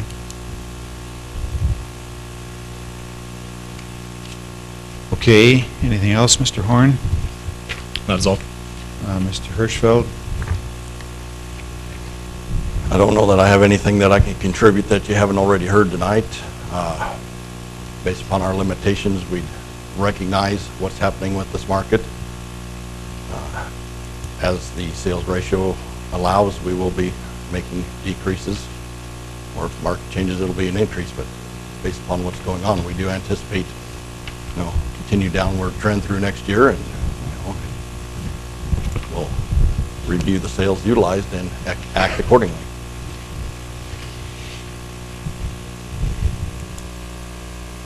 Questions from any commissioners? Any comments at all?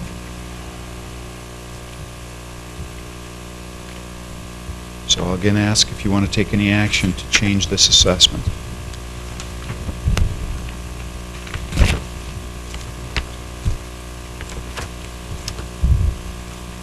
Thanks much, Mr. Horn. Thank you for your time.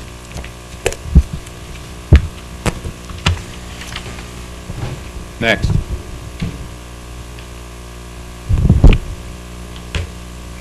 Good evening, President Jackson, Commissioners, ladies and gentlemen.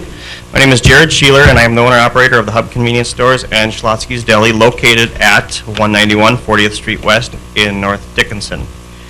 We are seeing a 12% increase in the appraised property of our assessed value of our property and our business over last year, and I'm here today to ask you to consider removing that increase. I will talk about the details of that increase in a little bit. However, I do want to state my case first. The assessed value of one of our sister properties here in Dickinson, West Dakota Oil, actually saw a decrease in the assessed value of their property this year. They're in the same industry that we are, convenience retail and fueling. To me, the most important point is the fact that the assessed value of the next highest valued convenience store fuel station in the city of Dickinson is valued at about 2/3 of what we are at the Hub.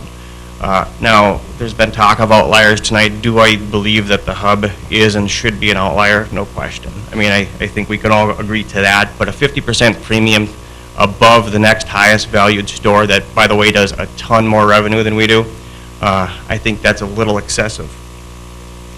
We did have a cost segregation study performed for tax purposes in late 2014, just before we opened, and the sum of that segregation study actually comes in less than our evaluation. Now, I do have it with me. I don't want to share it because I don't want the details of that, something that we made a sizable investment in that could create a competitive advantage to some of our competitors. I don't want to share those numbers and make them public. However, it is a number that's lower than our assessed value.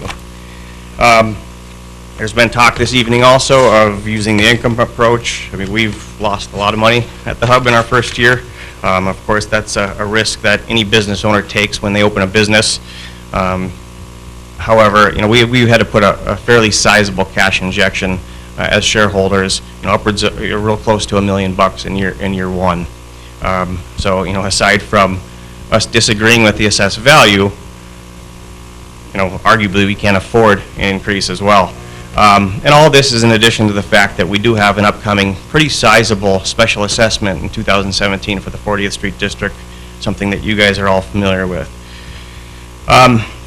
From a valuation standpoint, we've, in my opinion, experienced a fair amount of depreciation over the past year. Obviously, the physical depreciation is a little bit, but there is some involved.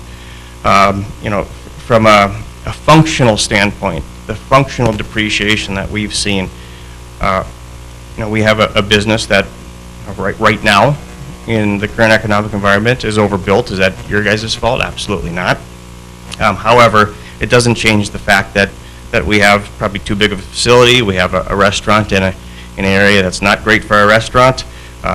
We have a lot of concrete that we probably don't need. There is some functional depreciation to our business that really lowers the value of the business. And the biggest thing, and I know everybody can say this, everybody who walks up here who has a business today is talking about reduced revenues, and of course that's going to come with a downturn in economic activity that we're seeing. However, I think the general rules that apply to assessment, you can use formulas, you can use general rules for a residential area, a commercial area where there's lots of retail establishments and food establishments. But when you look at us, we're a retail establishment in a largely abandoned commercial district, commercial industrial district, with very little residential around us. Now, was that our plan? No. Were we expecting a little bit of residential development the way things were going near us this year? Yes. That hasn't happened. Again, is that your fault? No. But I believe that it's reflective of the value of our business right now. And it's not a very valuable business, to be frank. I said that I would talk about the details of the $600,000 increase, the 12% increase, and correct me if I'm wrong, Mr. Hirschfeld, there was a $600,000 reduction in our value assessment last year because 40th Street not being completed and that impeding our business a little bit. I could be wrong with that, but I believe that's to be the case, and that's added back this year. In hindsight, I think the $600,000 is, you have a statement, Commissioner I Jackson? have a question, Okay. Mr. Sheeler. Sorry to interrupt you, but can you give us the numbers? What is the assessment amount for this year? 5.6, up from 5. Okay. That's where it's at now? It's slated to be 5.6. And where was now. it? 5 million. 5 Yep. even? Correct. 12% increase. So, in hindsight, if that were the case with the $600,000 gift per se, I think that was low, considering the impact the negative impact that not having that road had on our business, and still is having on our business. But aside from that, I think the biggest factor is that we are an outlier. I concede that, but I don't think we should be as big as an outlier as we are. So I'm here today to ask to stick with the $5 million valuation from last year and not tack on that 12% increase. Okay, any questions for Mr. Sheeler? Mr. Sheeler, was, the hub was complete last year, all the improvements and everything except for the road? Correct. We opened fully on January 8th of last year.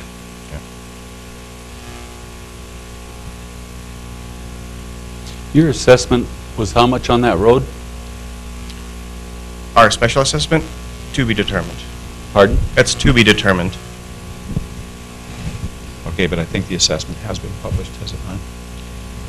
I know it was delayed for a year. I don't have the exact amount on me. Yeah. It has been determined, but I don't have that number right now. And I don't remember the number either. But I think it has been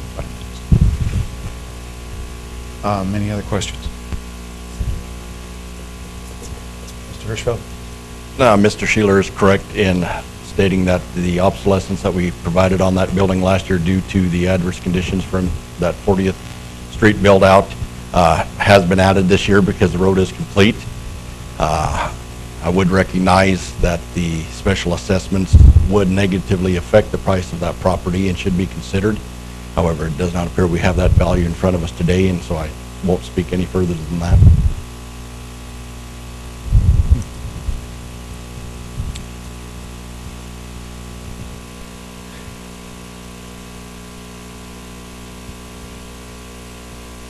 Do you think you have that as a guess? I think it was 2 meetings ago, wasn't it? I'm going to check and see if I can pull it up. I think it was 2 meetings ago that we had the total. And I'm going to, better not. I have a number in my head, but. So, Mr. Hirschfeld, it was at 5 million, 5 points. You're saying it would have been at 5.6 million? The previous year if we had not taken into account. The the- obsolescence. That is correct. If 40th Street would have been complete and, full access would have been given to the hub by potential customers, then it would have been 5.6 million. But we recognized that decrease because of the adverse conditions. Whether it was enough or not, may be open for debate, but that's what was provided last year. So then one could say that they didn't Warrior? actually have an increase in their assessed value this year. It was just That could be. putting into place what would have been if the road had been there in the first place. So, the piper was going to have to pay at some point on that.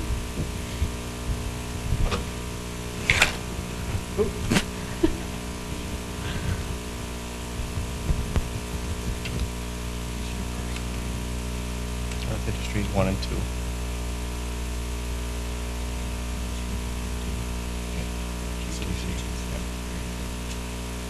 About 185,000 in total. What's the number? 185,000 in total. That's close to what I had in my head. So how does that affect when you see something like that?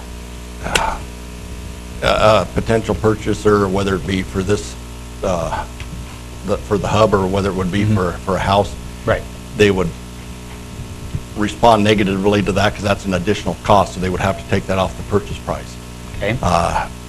Whether it's that full amount, whether time value money would be more than that, I can't speak of tonight, but it certainly needs to be considered.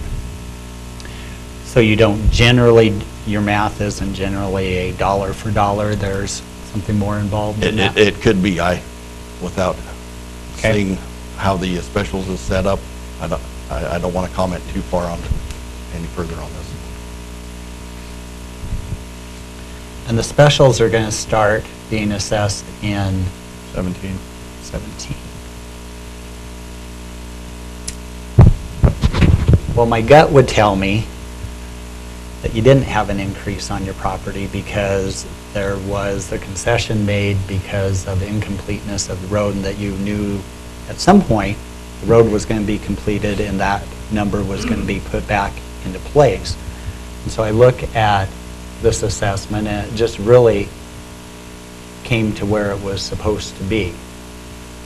I think that next year when you're starting to have the assessments and that's a negative impact, I would want, that to be taken into consideration as we're doing the fair value moving forward. But in my opinion, for this year, there was no increase. It just came parity for where it should have been.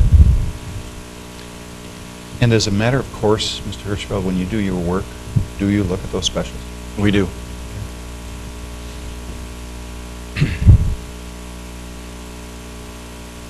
Other comments, questions? I think Mr. Roten was right on. I think he is.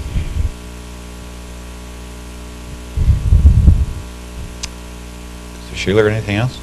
Well, I certainly understand where Commissioner Oltmans is coming from. I do think this is potentially a good opportunity to change the hub from being a drastic outlier in our industry to just a standard outlier. Because I think right now where we're at compared to the next highest valued is pretty out of whack. What is the difference? Do you know? Just under 4 million for the next highest. Is the next highest valued? Correct. On a business that's much more valuable than ours. And you're suggesting the property is an apples to apples? No, I mean, it's clearly not. There's some improvements. I do think we're an outlier. I just don't think we're that much of an outlier. What's the property you're comparing? Tiger Discount. DJ.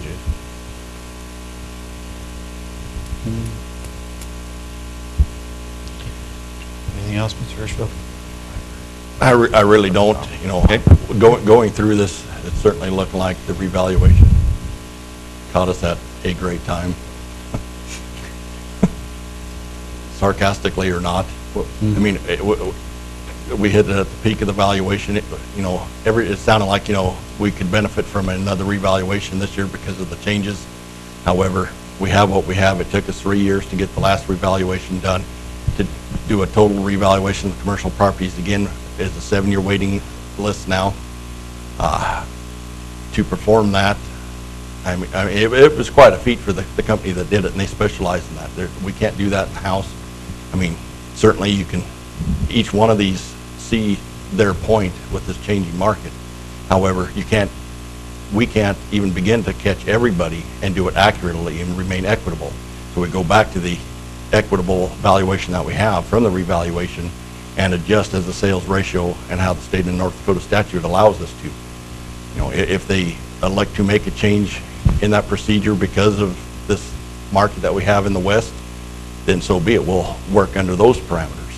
But we are limited by the sales, and sales do not support the large increase at this time.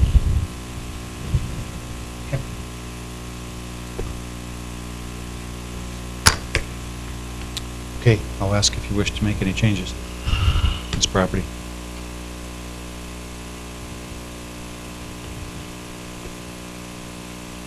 Any thoughts? Okay. We're going to leave it as it is, Mr. Shealy. Thank you for your time, gentlemen. Thanks for being here.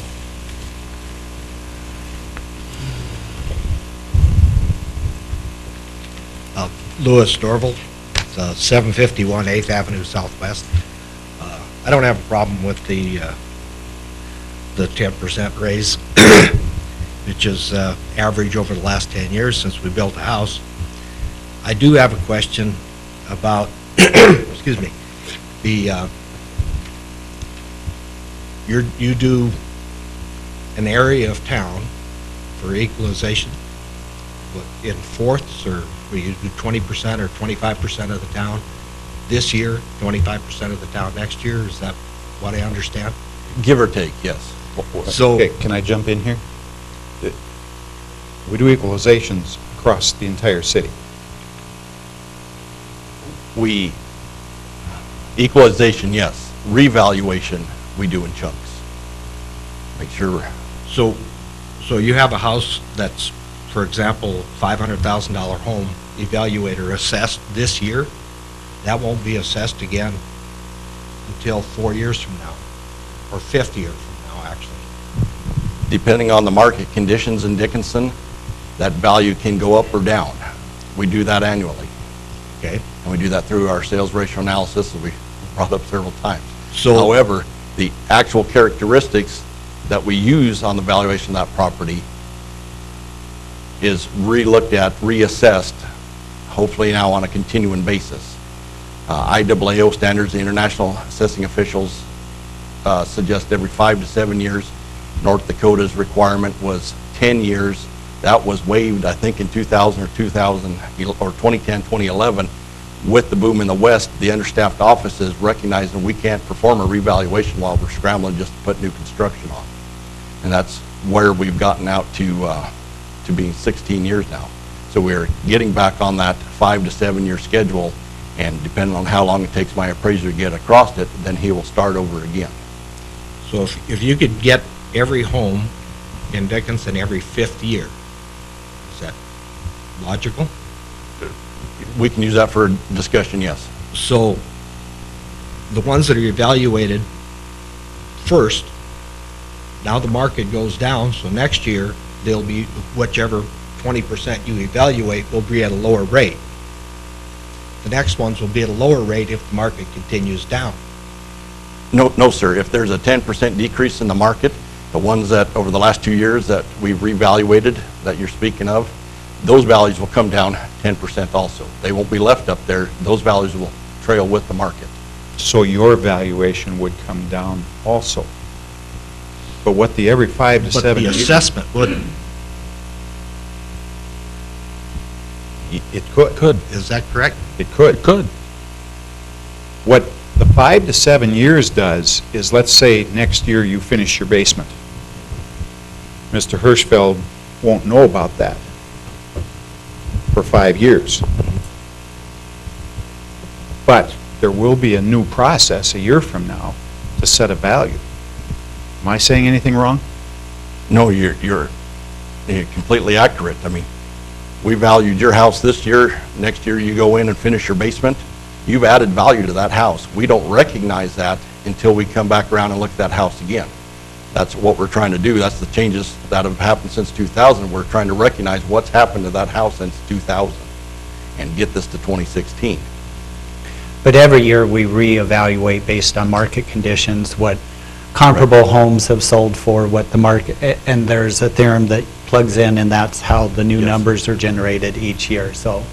So basically what you're saying is if you collect, or if you reevaluate every 5 years, theoretically 80% of the time, or 80% of the homes are not evaluated correctly. You could say that. If there's been a change in those homes.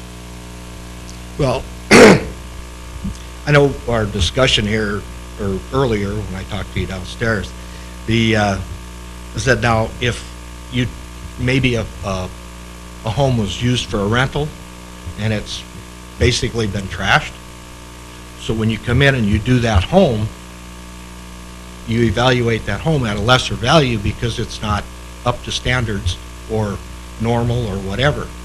Well, if I say I've got that rental, you evaluate that home X amount of dollars, and the next year I completely remodel that home.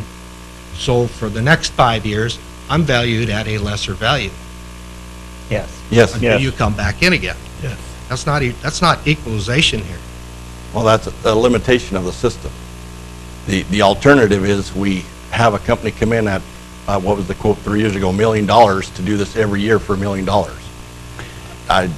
Here's the deal, is, you can game the system one way or another. You can have improvements on your house and get away with a stretch of time where you are probably underpaying your taxes. But if you have something detrimental happen to your house, that's why we have these meetings, so that you can come in, and if you see, I'll tell you, people will come in and say that their home is overvalued, or that I had damage, or this happened, and this is a great opportunity for you to bring that to light so that we can analyze and go, okay, that makes sense and it's overvalued. I can guarantee you, we don't have a line of people out there that have made improvements to their house that think they're getting away with something. They're going to come here and go, you know what, you undervalued us. I think my property should be 30% higher because I added on or I made these changes. So those are the dynamics that you have to work with in the system. But we do have people come in regularly because they feel the value of their home is less through the abatement process, which is a separate process, and we recognize that regularly. So you have an opportunity if life has dealt you a blow, and you kind of get away with something if you've worked it the other way, I guess. Well, it just, I don't know, I guess I just know. don't understand how every four or 5 years, some gentleman can come into my house or whatever and say, okay, well, it's the same as it was 10 years ago or 15 years ago, but I'm going to evaluate you higher because, gee, it's worth more. That's only if market conditions have changed, because it all still goes back on what sales of comparable houses have been in that calendar year, and that's why you'll see the fluctuation. Well, the part about the gentleman coming in and checking out the house or whatever kind of brings back your memories from the 50s when there was personal property tax yet. There are a few of you can understand that. The guy walks in and says, "Oh, you got a nice set of cabinets there. They were there when I built the house." But they're nice by him, what he's seeing, therefore my house evaluation goes up. That's not really an equalization.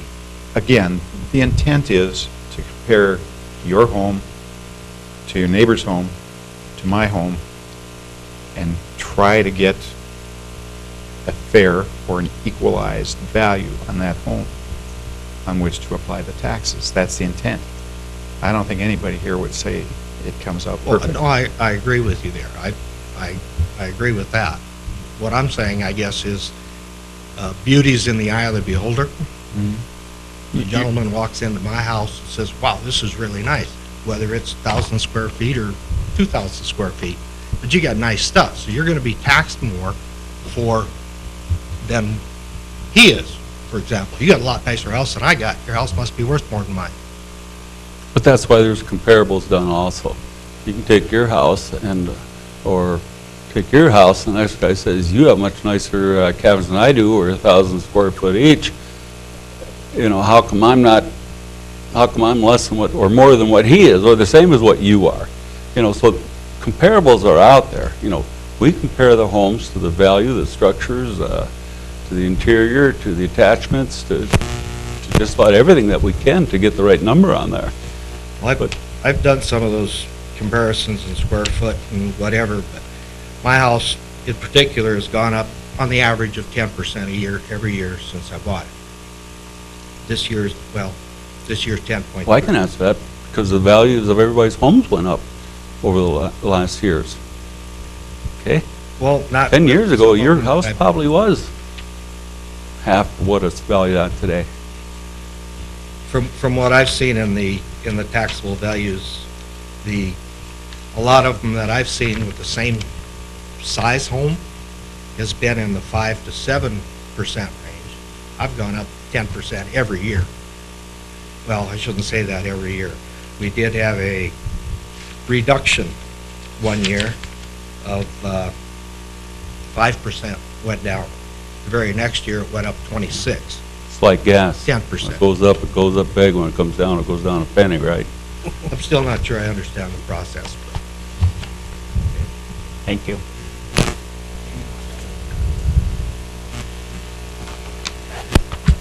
Dean Summers, 905 Park Avenue. That's a house that's been built in 1957. It's a family home.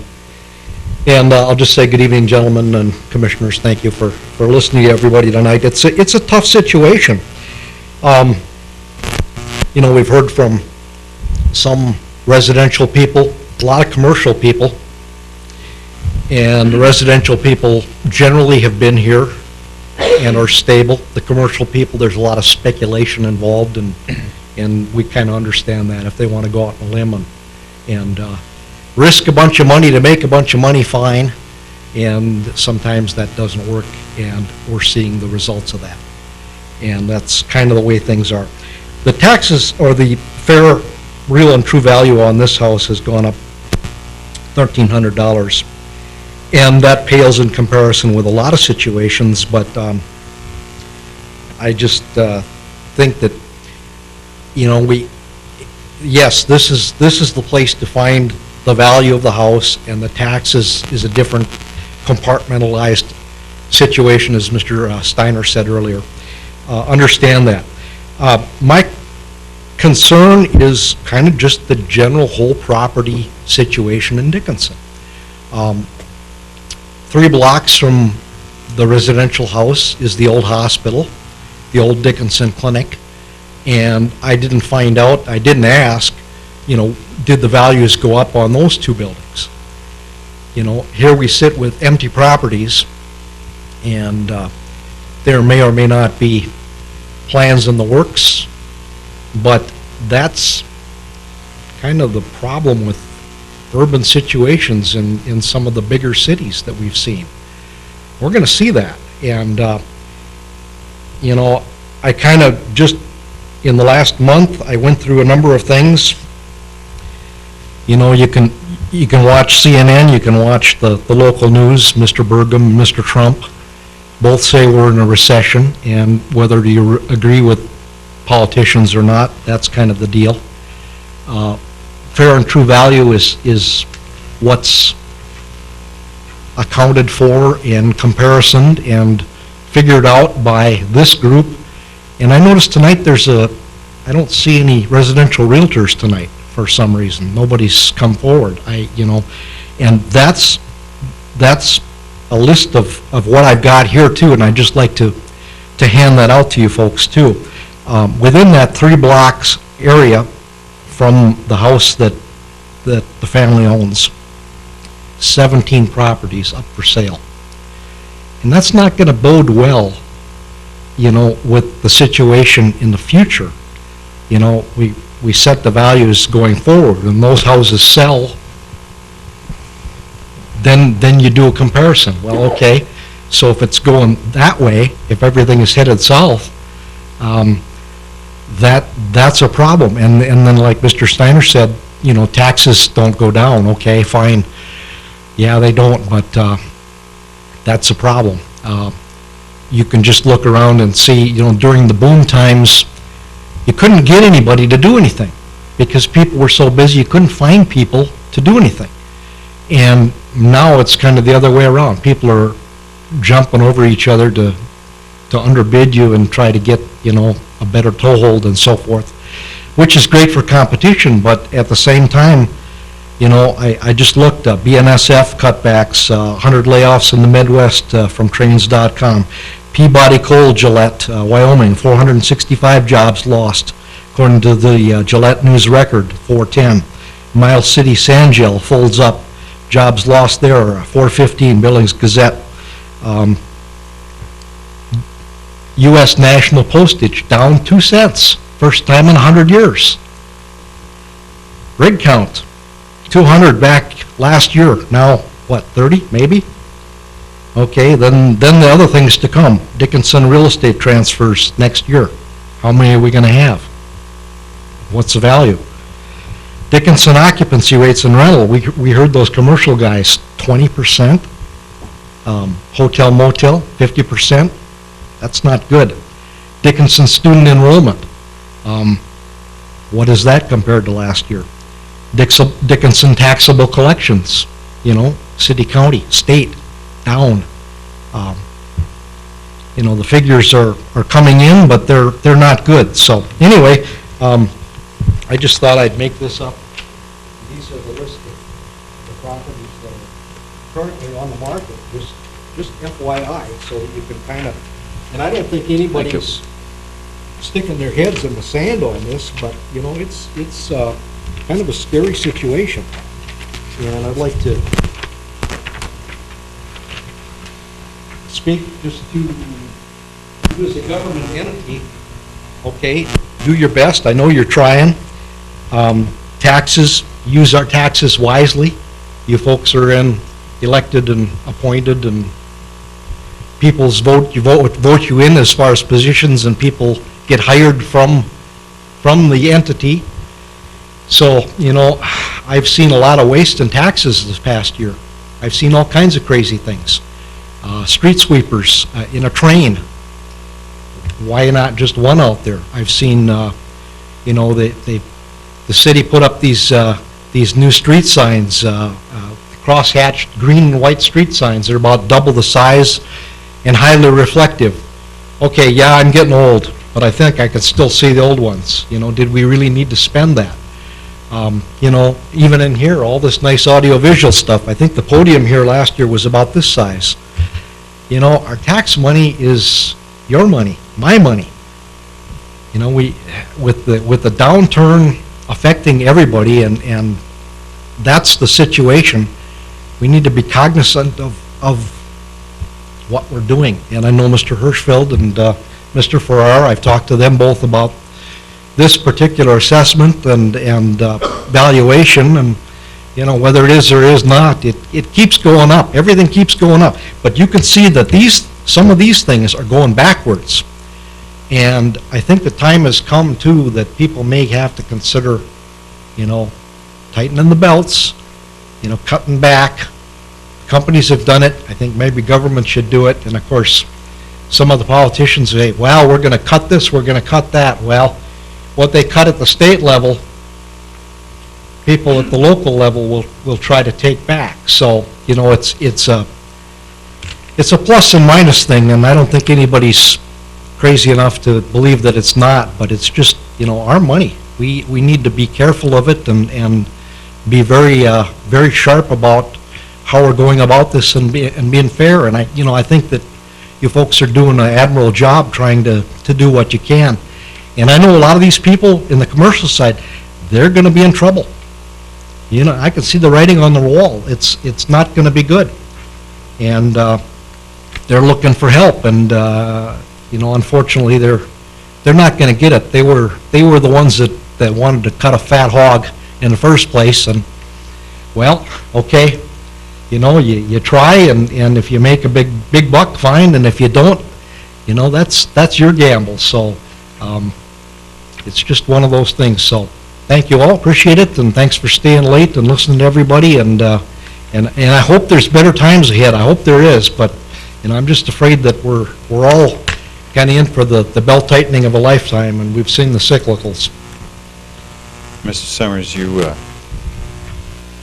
your words are really on the mark.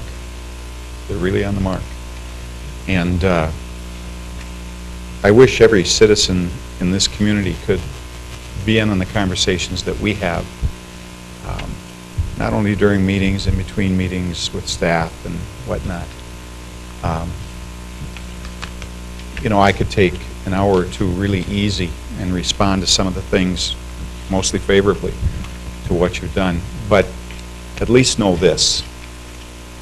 The city is doing a bunch of belt tightening right now, really significant belt tightening. And we're having to do it really fast. That's the trouble with this darn economy, the volatility of it, is that 3 months from now, things can be so different.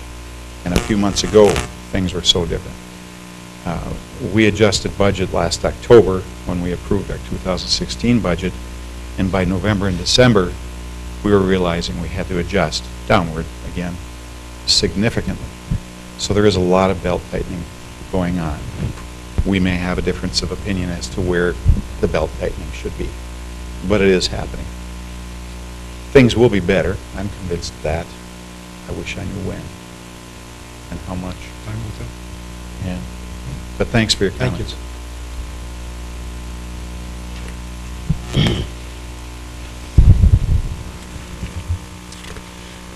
Good evening, Vice President and Commissioner and everybody. My name is Ashe, A-S-H-E. I know it's hard, and sorry for my accent. And I live at 1377 8th Street. I moved in Dickinson 2012. And my wife and my son, his name is Nate, they live in Ethiopia. I brought them to Dickinson from Ethiopia to here. And when they move in Dickinson, they say, is this Dickinson a part of the U.S.? They ask me, I say, yes. They didn't believe it because they were watching a movie about California and the other big city. And, but the reason I'm here today is I have problem with 10% raise the taxes. I work in oil field. Today is about we lay off over 500 people less 2 years. I say thank you God, I still have my job, and off of 80 or 120 people, there's only 3 people left in the company. And when I saw the paper about 20% raise up, and my wife asked me, why we not gonna sell this house and we're gonna move to different state?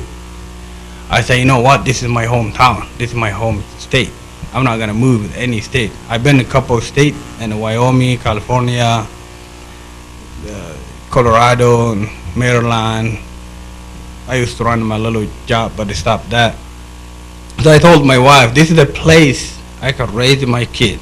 My little boy is Mira, born in Dickinson. I said, I'm not gonna move it. This is my foundation. This is my city. I wanted to teach my kid in this city and this state to raise them instead of move to different state. But with the current economy, it's really scary. And my house value show me 267,000. I'm not remember exactly the number. Should be around that. But if I want to sell this house, I can't get that money for sure. Because 7-8 house is like 1 block or 2 block from my house is for sale. Been there a couple months. I said, what if I put this house on sale? Can I get that money? No. Today I'm here to ask you, Vice President, to remove 10% what I got, or give me less what I used to pay. If I lost my job today, I'm not gonna pay my bill. Second, gonna be homeless with my 2 boys, 2-year-old and 8-year-old. My wife now have a job. She just moved to Dickinson from Ethiopia to Dickinson. She never had a job in here, and she have the lack of the grammar problem. She's not gonna get a job either. The job, if I'm looking different job in Dickinson, I can't get a job more than maybe between 30 to 40 hours to pay. I'm not gonna get paid what I make right now with my current job. That did not help me to make my bill, to pay my bill. Paying for my kid to go to school, food and bath, all the stuff. Only me working hard. I understand why we paying taxes to develop our city, road, place our kids to go on the weekend to play. I went in the Patterson Lake a couple of weeks ago, and there lot garbage stuff around, and they picking, we throw it in our car and bring it down and throw it in our trash can. I trying to teach them, telling my son, and this is your city. You have to care like your house, your bed, your bedroom. If you saw something, it's heavy for you, let me know. If we're not paying taxi, how the city gonna keep clean our environment? I understand why we paying. At the same time, if I'm not paying my bill, I'm gonna lose my house and I'm gonna be homeless. Became for government, city Dickinson help for food stamp. So I would like to ask you to remove the 10% less of what I'm paying. Tell me again what your address is. I think you said 1377. 1377 8th Street East. 8th Street East, okay. Is that in the Washington edition? Yes, it would be. Good idea. And then let me ask you, have you been into Mr. Hirschfeld's office? No. I believe the last week I've been here, and I think they're busy. I didn't able to talk to him, and I just left. Okay. We want to try to take some time right now and look at this? If you will, and I'd sure. You still have staff here? I do have staff here that would go over your valuation. Looking at this, that valuation fell outside of our revaluation area. I'm at a loss why that would have gone up 10%. I'm sure there's a reason. I cannot explain that to you right now. If you'd be willing to take a moment and go down with my staff member, and he'll go over that valuation and explain that to you, that 10%. That way we'd all be on the same page and understand why that increase was put on. Yeah, I understand why. It's probably my house built in 2012. It's kind of brand new, not brand new, but it's still brand new. It's a neighbor and house. It's a good shape and a finished basement. But I just based on the current job situation. You in weren't North here, Dakota, so. sorry to interrupt you, you weren't here earlier in the meeting. When we first started, what we asked is that any person residential would meet with staff members prior to coming here. You didn't get... I probably missed that part. Yep, you didn't miss it. You missed that because you weren't here, and so what we'd like to have you do is try to reconcile this with our staff member, and you may come to a good reconciliation, but until we can have you meet with them so that they can look at your individual situation, it's hard for us to... We can do that right now. And we can do it right now. If you've got a few minutes to meet with a staff member, we can have them discuss Okay. your situation and see if we can come up with a Farrar? resolution. Okay. Okay? And Mr. Farrar will meet with you right now. Thank you for being here, though. Yeah. Thank you very much. Yep, Okay. thank you. Jeremy, maybe bring copies of the courthouse card back or the property record card back with you if necessary. Dave Halstead, Dickinson. Welcome, Mr. Holstead. Here we go again, fellas, huh? 1980s all over. Carson, Gene, Joe, you guys know in the 80s, a lot of us barely survived. And a lot of us lost some properties and some assets over that. This wasn't supposed to happen again, but here we are. The Whipley guy today said something about, you guys asked him if he'd be willing to sell, if his people would be willing to sell the property at whatever it was he was offering it for. And in the 80s, you know, they asked that question, and the properties were not near what they are today. I have one right here that if you want to write me a check, I'll be more than happy to take right here. In fact, I have two. But I want to talk a little bit about 648 West Villard, which is the old locker plant. 648, what? West Florida. Say what? West Villard. What are the numbers, Mr. Halsted? Okay, that thing is, a retail value or full value is 422,400. It was also that last year. I wasn't here last year to complain, so. But here's my real complaint about it. You know, every time you complain, they always tell you, well, the mill levy goes down, so it compensates. You know, it really does. It goes down for 1 year, then it goes up more than it was. In 2013, that property is 100 years old now. In 2013, that tax on that property was $1,500. In 14, it was $1,600. This year, it was $3,200. You know, how do you justify something like that? But if you guys are willing to write the check for the 422, I'll pick it up in the morning, no problem. You're saying in 2013? And then the other thing about, the I want tax to was say about that 1,500? piece of property was, it was empty all last year until November, and we actually did get a renter into it. We have about a third of it rented, and we're getting about 40% less on that rental than we got before. Go You're ahead, saying in Marcy. 2013, the tax was 1,500? 14, yeah, it was 15. 1,400 some? It was 1496. In 2016, it's at 32? That's correct. And you said valuation, Valuation on it's 422,000. You guys know that. and that was the same last year? Say what? It was the same last year? Yes, that was for the last 2 years. So what was the valuation back in 2012 or 13? I don't have it.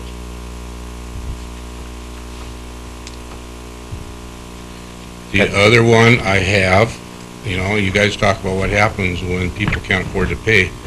Superior Cleaners Building at 1269 West Villard. You got it appraised at 359. It went up, that one doubled, let's see what it's got. In 13, it was just under 1,800. In 14, it was 2,340.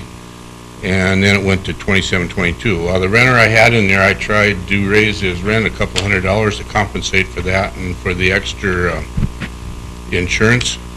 Well, you know what happened to that? He locked the door, had an auction sale and walked out. And that sat empty all last year. So, you know, it's something you gotta look at. This wasn't supposed to happen, you know, and in the 80s, us that were here, were kinda indicated there was some mistakes made by the city and it wasn't gonna happen again. Well, we're kind of back where it was. And it is a little tough. And I want to bring up one other thing.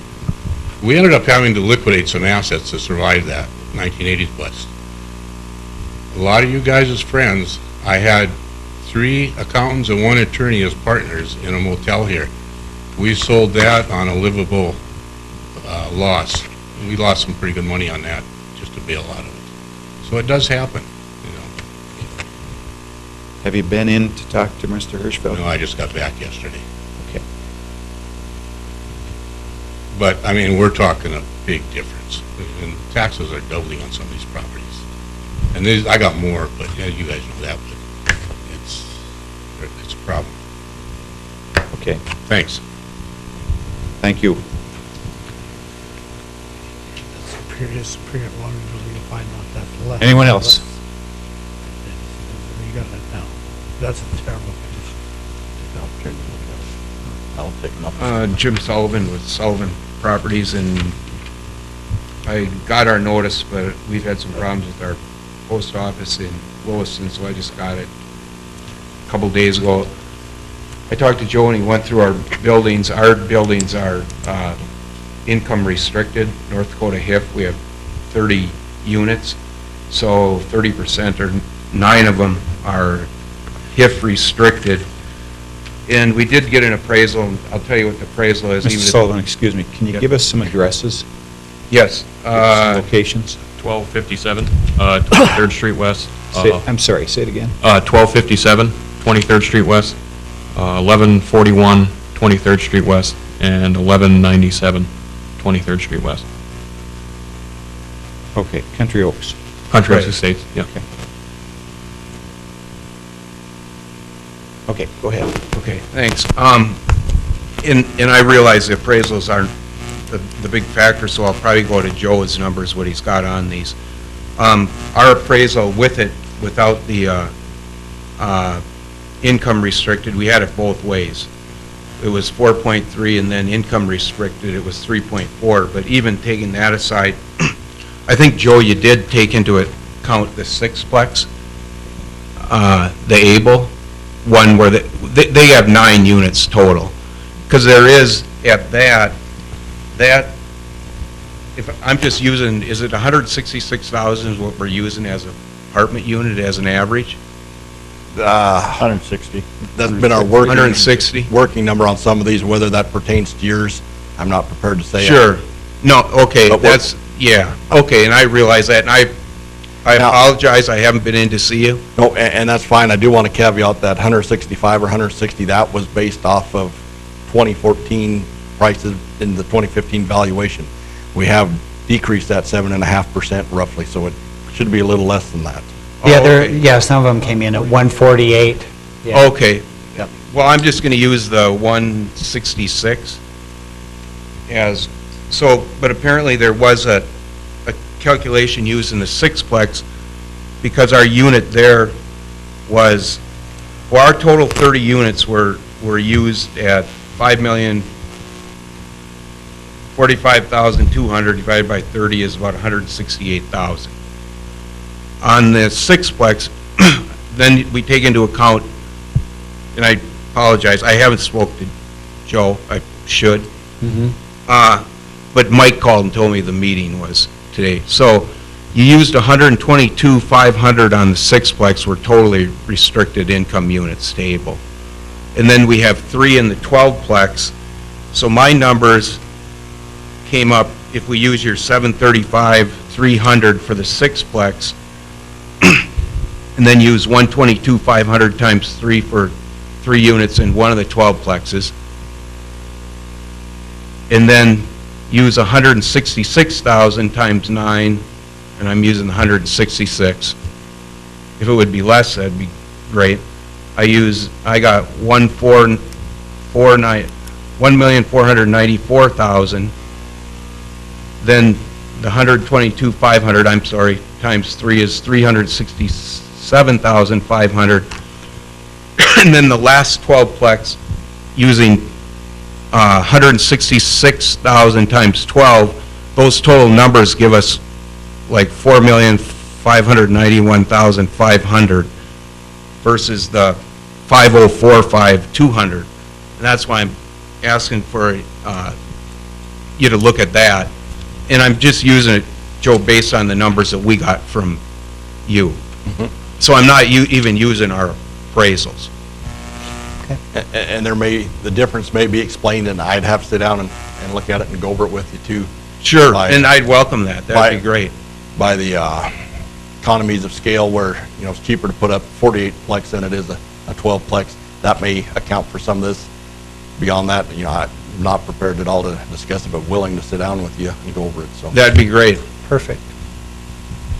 Okay. Okay, we'll Yep. set an appointment. Thank you.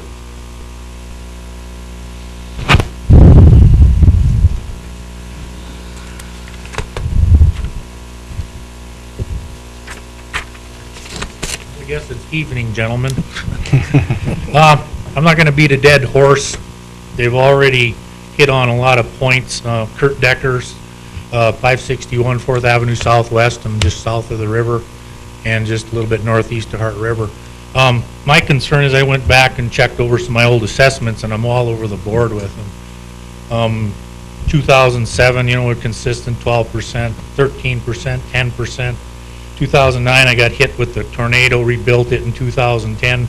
We took a 17% increase, $24,000 increase.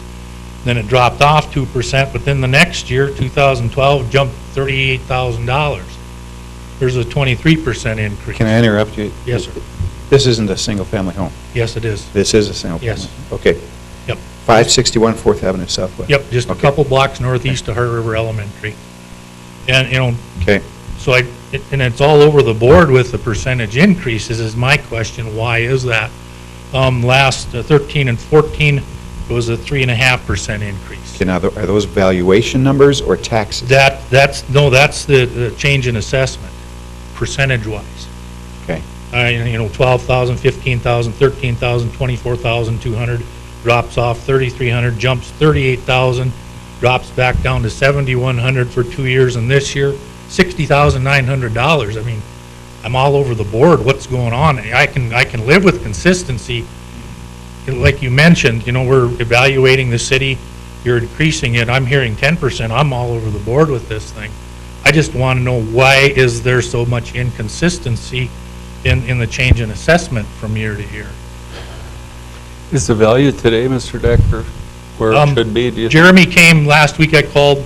Thank you for coming. He found a couple adjustments. He made a tweak on it, but like I say, I'm not going to beat a dead horse. I just got questions. Why is there so much inconsistency in the percentage adjustments from year to year? Like I say, I got hit with a tornado in 2009. I rebuilt a lot of it, resided the house, new windows, just because a lot of it was busted up from the tornado. Was there an adjustment to that property during the tornado for the people that had the damage? I believe we did have. We adjusted a lot of homes at the value before the tornado and the value immediately after, and those were adjusted. Were you one of those that we adjusted, Mr. Decker? It could have been in 2011. It went down 2%. It dropped $3,300. Was there a lot of damage to your home? Or? I about tore my garage off. The house right behind me is the one that was in the paper that basically was wiped out. The only thing left was 2 walls. So it was adjusted then? Well, it dropped down to 33, but it's that jumping around by tens of thousands of dollars. I can live with a 10, 12, 14% increase per year. I understand where we're heading. But then this last year, and I know that you mentioned the last evaluation, was 2,000. And granted, the house is, changed because of more than the tornado than anything, but, it's that inconsistency. In 2014 and 15, it only went up 3.5%, give each year $7,100. And then all of a sudden this year, I open it up and it's $60,900. Granted, I know they reevaluated and Jeremy made adjustments. I've just asked the question, why the inconsistencies up and down when we've been hearing. You want to take a stab? You're increasing, percentage-wise across the city until you get to that quadrant of the city to reevaluate each home. I understand that. And I wish everybody else was still here to hear my answer. You've done a fabulous job of presenting the fact that we follow the sales, and whatever increase the sales show that year has to be attributed back to the property valuations to stay within that sales ratio tolerances. So if the market's up 13%, we're up 13%. If it's up 7.5% the next year, we're up 7.5% to stay within that tolerance. Yeah, I understand that. But, I mean, this is drastic, 17%, 23%, 28%. And all I've heard is, 10% here, 12%, and I'm taking, and talking with some of my neighbors, I don't know what, like you mentioned, the south side of town, the Heart River area, kind of took a big hit because we're probably at the back end of the evaluations. I understand that. And Jeremy tried to explain it. He showed me his sheets, how you evaluate the property. And it's kind of tough in the short time we had there that afternoon. And I appreciate you coming out, by the way.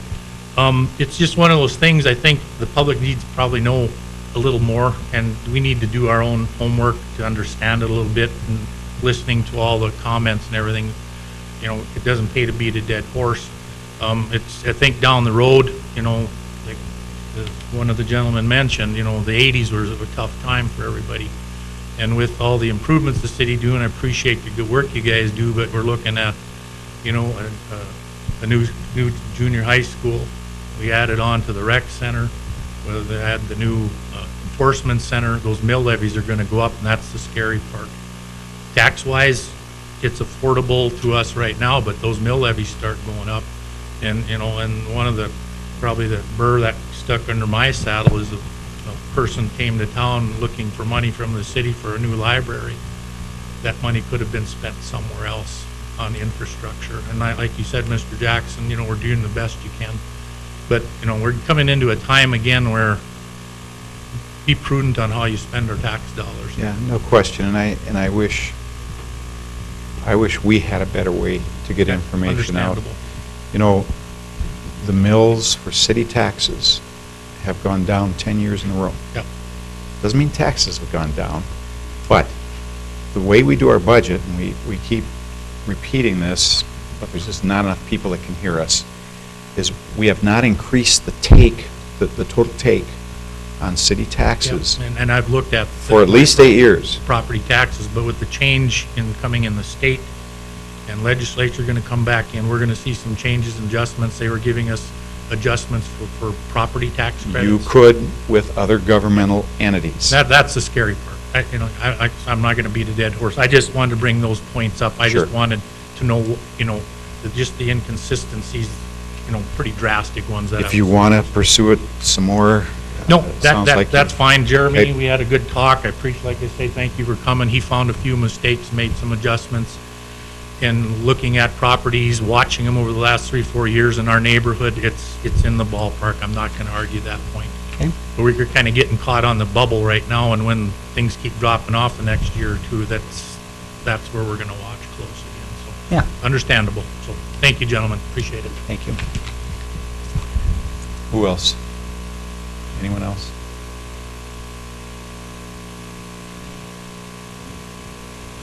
Do we need to readdress your concern? Yeah. Okay.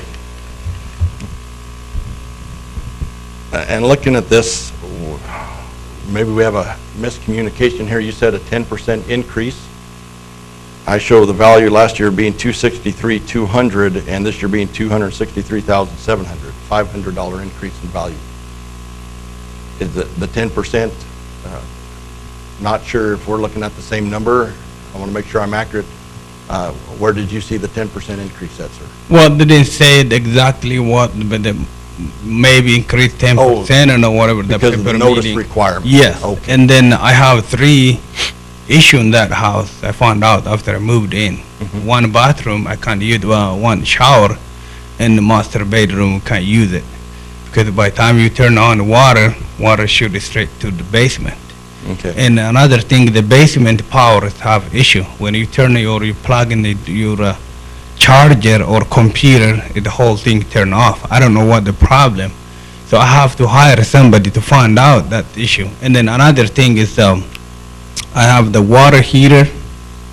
It must be the little technicals need to fix or repair. And the water heater maybe turn on, have the water heater for a few minutes and then turn it cold. Pretty much not turn it to cold exactly, but it's not like, it look like RV. You take a shower in 10-5 minutes, it's getting cold.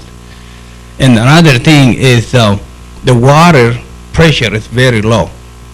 So all this issue, I need to hire somebody or engineering or somebody to find out what's wrong with this house.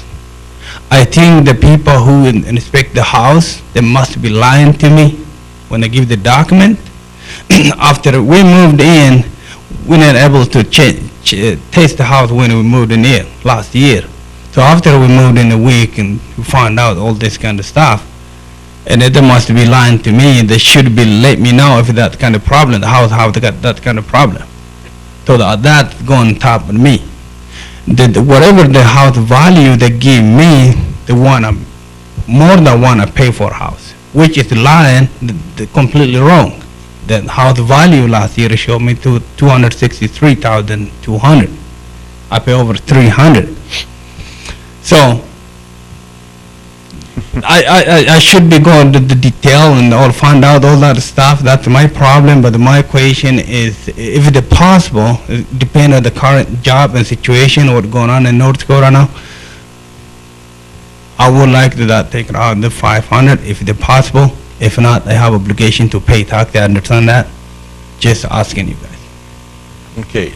For educational purposes, and you're not the only person who struggles with the evaluation process in North Dakota. You've heard some of the others who have concerns, and but part of the education of what we do, the state of North Dakota requires that if a property's valuation goes up $3,000 and 10%, that we send a notice of that value increase to them. As a courtesy to our property owners, we like to let everybody know what the assessed value is in case it went up 9.9% and you didn't get that valuation notice. that would be upsetting to some. Or, if you got a decrease, they appreciate seeing that the value decreased. Certainly in the coming years, I anticipate that's what a lot of our citizens would like to see, is a decrease. Looking at your property, it fell outside of our revaluation area, so that wasn't part of it. This $500 increase, and I don't know if you were here at the time, but we did minor changes to the land table to make round numbers out of the adjustments we were using. So instead of your land being valued at $3.50 a square foot, it might have been at $3.06 or at $3.47, $3.48 or whatever. And so when that rounded up, then it rounded your value up, what resulted in $500 increase.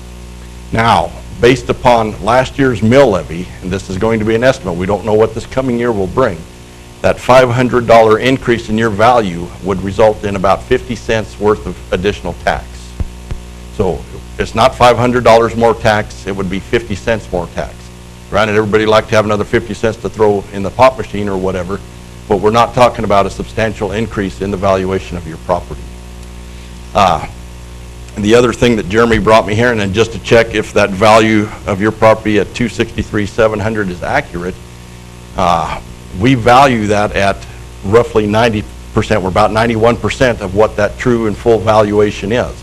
And you purchased your house, if our data is correct, in June of 2015 for $301,000. So roughly 90% of that would be $270,000.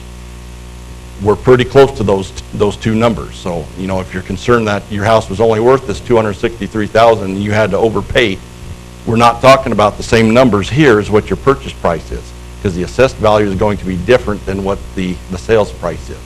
We use that sales price, but they're not necessarily the same number. I hope that's a little clarifying. Well, that helped me. I mean,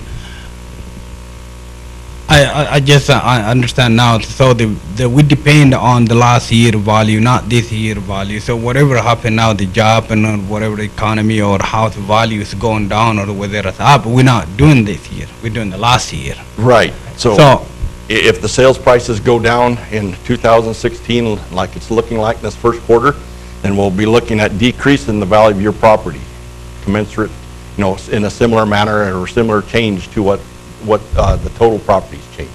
So if sales prices go down 10%, your assessed value would most likely, go down 10% as well. Okay. We have that to look forward to because of the changing market conditions. Okay.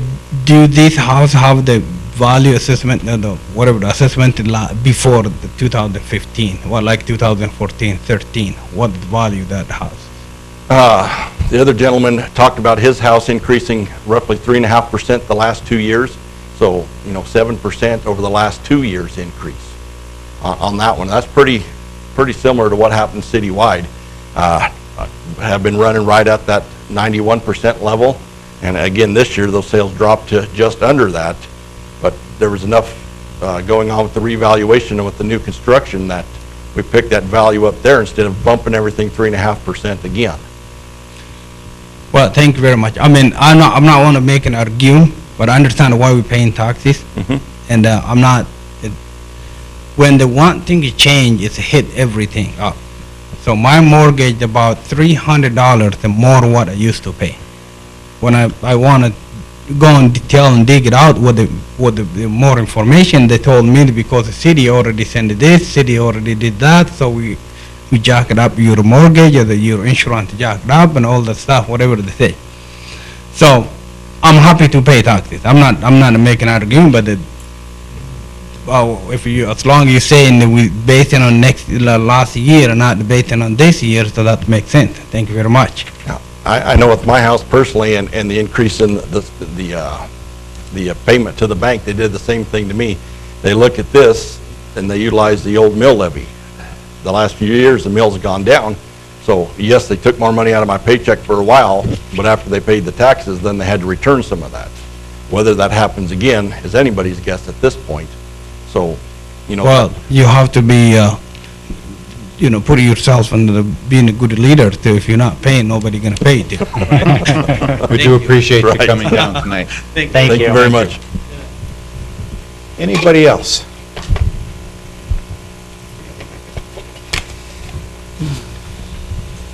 My name is Vern Retzlaff. I live at 1439 First Avenue East, and I'm one of the lucky ones that lives right behind the Candlewood Suites.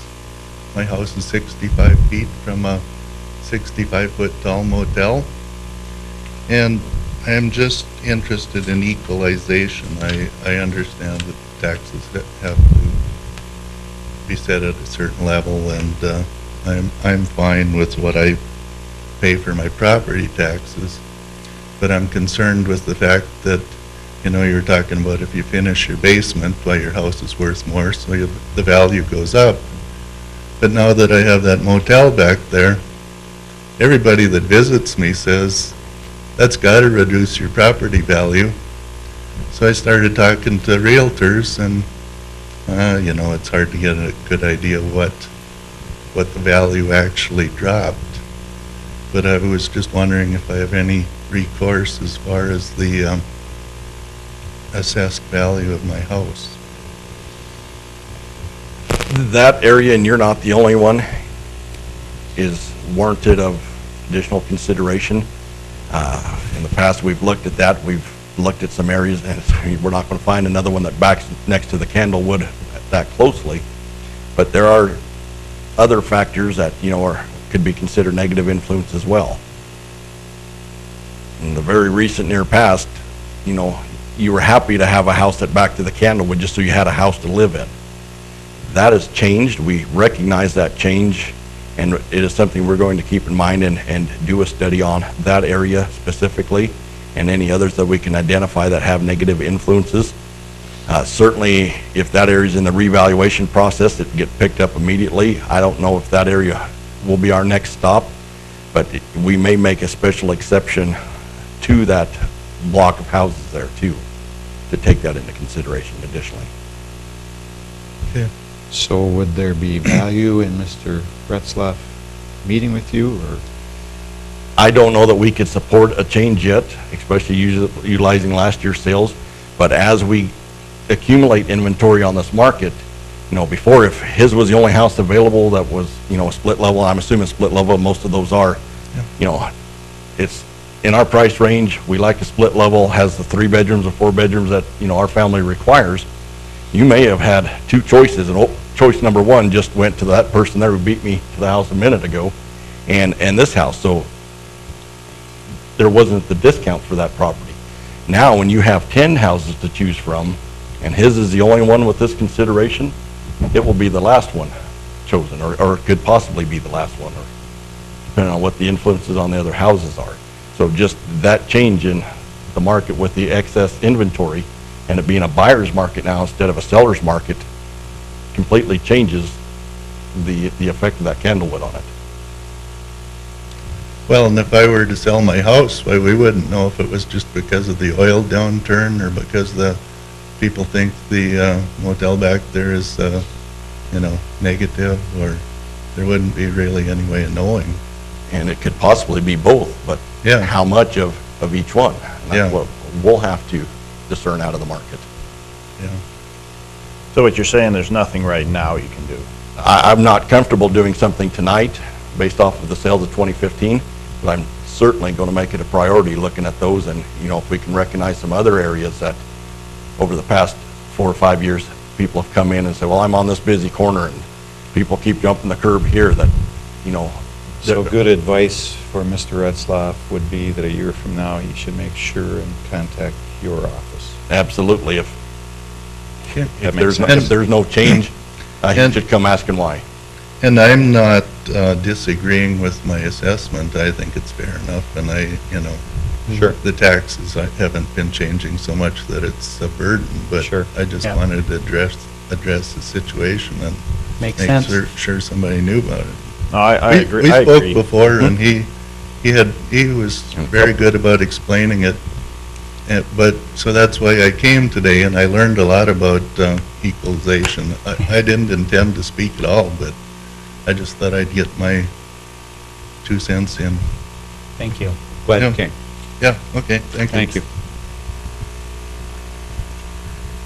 Anyone else? I see mostly empty chairs. Thank you for your time. Thank you for coming. Appreciate that too. Okay. Now, we have to sort this out. I have,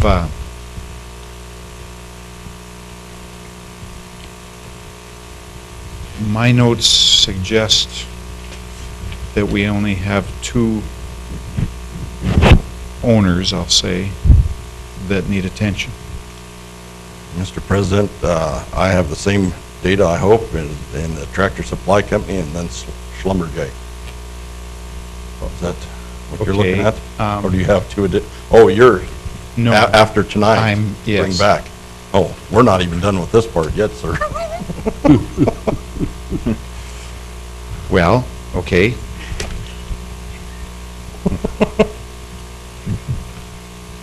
But I'm assuming representation isn't here for those two properties. If I may, we'll Okay. run right through this and we'll knock these two out and then we'll conclude. Which one are you going to do first? Let's go with Tractor Supply Company. It's tops on the list there. Have Mr. Morgan Thomas from Marvin F. Poor and Company is representing the Tractor Supply Company. They have provided a cost estimate based upon the Marshall and Swift. I'm not going to spend a whole lot of time on this. I hope we have fully shown that Marshall and Swift does not adequately cover the Dickinson valuation, or it didn't, at least as part of the commercial revaluation, and place this in like position with the rest of the commercial properties that we have listened to this evening. A decrease may be warranted with the changing market dynamics, but certainly to single this one out here for experiencing the same thing that everyone else, I think, is will be an incorrect action to take tonight, but we'll certainly hear from you gentlemen. Okay, anybody questions for Mr. Hirschfeld or different feelings? You see anything here that would suggest otherwise? I don't. I don't. Then I'll ask if anybody wants to offer a change in this particular assessment, valuation. Mr. Hirschfeld, they note that the occupancy is a discount warehouse store. That's what they think it should be, and we have it as a general retail. Can you tell us the difference between those two? I believe we're correct at a general retail and not the discount warehouse, by the way. I would have to review our manual to see if there's a difference in our pricing guide. I'm assuming in the Marshall and Swift, there is a difference in their pricing guide, and that may be what they're looking at, whether that makes a difference. And a district warehouse would obviously have lower numbers than a general outlet. I believe they are a general outlet, not a warehouse. Yeah. Their price structure is not a discount. I think that's where they're basing their whole evaluation on, that warehouse to a general. Okay. All right. Okay, I'm not hearing any movement to make any changes here. Nope. Okay. Mr. Hirschfeld, Slumber. All right, then the final one that we have on this list of data that was supplied to me would be for Schlumberger. Duff and Phelps is representing them, and I believe they did something similar to what the Tractor Supply Company did, and I apologize, these two came in to me today, and I haven't had an opportunity to really review them thoroughly, but I believe that they did a cost replacement utilizing Marshall and Swift on this one as well, and in my opinion, comments remain the same. I don't think Marshall and Swift adequately captures the Dickinson market at this time. And if I'm reading this right, they're requesting 2.5 to 2. Is that what I'm seeing? Yep. Okay.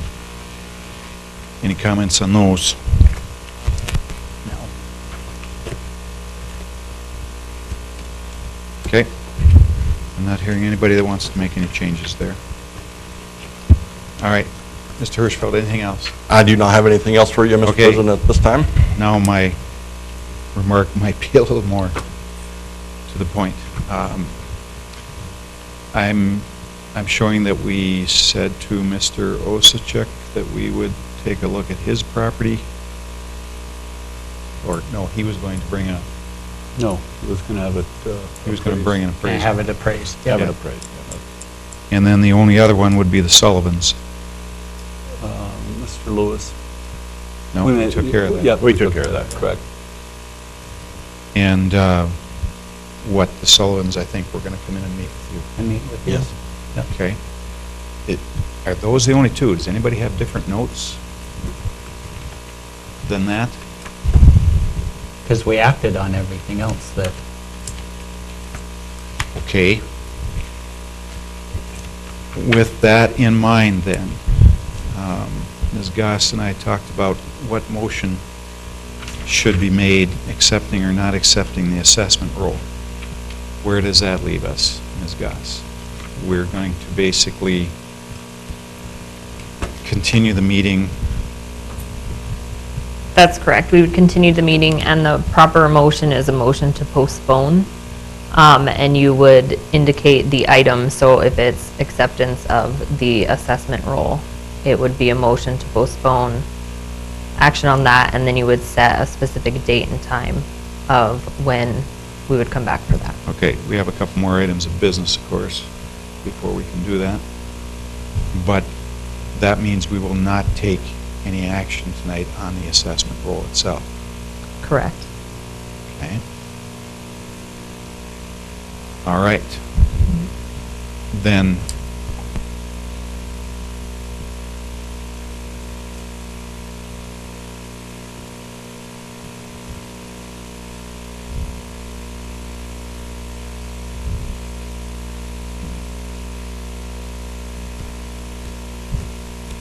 Where,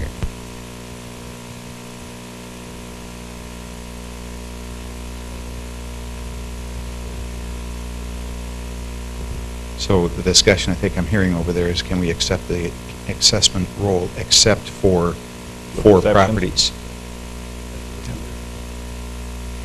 Are we comfortable with that? yeah, I don't see any reason Or do we why have we to couldn't. specify? No, I think with the exception of those properties, because what we're doing is limited to any more people come in and having the abatement, correct? Correct. I mean, this is the time that was set, this is when it's done, this one, all the other. We want to cut everything there, and I think that's why. Makes that sense to motion would be me. acceptable. We'll make sure Ms. Goss is comfortable with that. Yeah, I'm comfortable with that. So the motion would be to accept the assessment roll as corrected with the exception of these four properties, 1257, 1121, 1197 on 23rd, and And that's the Sullivan properties. that's the Sullivan properties. I don't have Mr. Osachek's address here. I don't.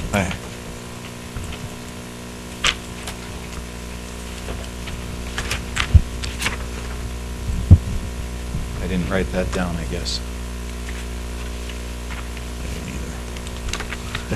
Well, suffice to say, I think the He was our first. Thomas You wrote it down. Osachek. I just wrote where it was by. Is he our very first one? Yes, the Yeah, very first. 155 4th Avenue Southeast. Okay. Okay. So does that motion sound in order to you, Ms. Goss? Yes. I would make that motion. Second. Any more discussion? Now we'll vote Mr. Oltmans. Aye. Mr. Steiner. Aye. Mr. Decker. Aye. Mr. Frenzel. Aye. Chair votes aye. Okay, with that, we'll move to the exemptions. Do you need to talk about that? Mr. Hirschfeld? Briefly, the exemptions, as you know, we've removed the two-year homeowner exemption, new home exemption, we removed the builder's exemption. The exemptions that we have left are those allowed by the state of North Dakota. A lot of those will be houses of worship.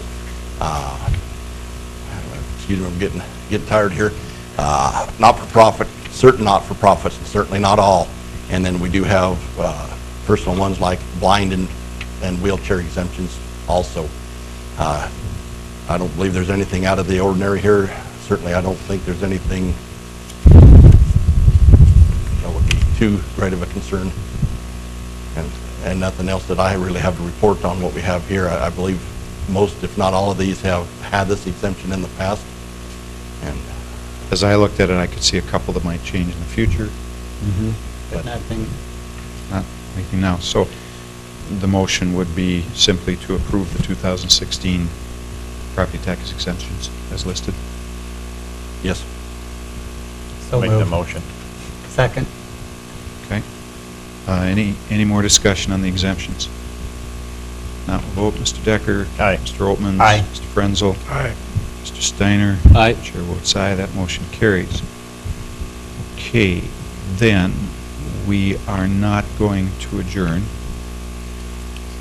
And can I suggest a date to coincide with our next regular meeting, being we only have 2 sets of property? Can we take care of it in a couple weeks? Yes. Thank you. I was trying to remember when the last meeting night was. That was last night. That was last night, so 2 weeks from, May 2nd. I'm not at all certain that Mr. Ovichuk will be able to successfully get an appraisal in that time period, but we will certainly work with him, and this isn't his last resort either. If it comes in later, you can do an abatement. we can do it in abatement. Okay. Is everybody okay with that? Yep. Just meet like at 4 before the regular, or 4:15. 4:15 even? 4:15 is enough. We have Mr. Sullivan's properties, if the appraisal doesn't get in on time. Let's make it 4 o'clock. Yeah, let's make it I want to hold them as a timetable agenda within the regular meeting, or does that have to be outside of? 4. No, I think we'd reconvene this meeting at 4 o'clock. And cancel or adjourn and then go into the next one? Yep. So the motion, Ms. Goss, is? So you can actually adjourn this meeting and just postpone that specific item, the exceptions, to that time. You don't have to suspend this meeting. And I Okay. think that would be the proper Would action. you like to see a motion? I would like to see a motion to postpone the exceptions Okay. listed for the assessment roll to May 2nd at 4 PM, if that's when you're moving it. So moved. And that motion then will state those 4 addresses? Yep. Okay. We have a second to the motion. Second? So we're postponing those 4 properties. Any more discussion? Now we'll vote. Mr. Oltmans. Aye. Mr. Steiner. Aye. Mr. Decker. Aye. Mr. Frenzel. Aye. Chair votes aye. Motion carries. Then we need a motion to adjourn. So moved. Second. We are adjourned.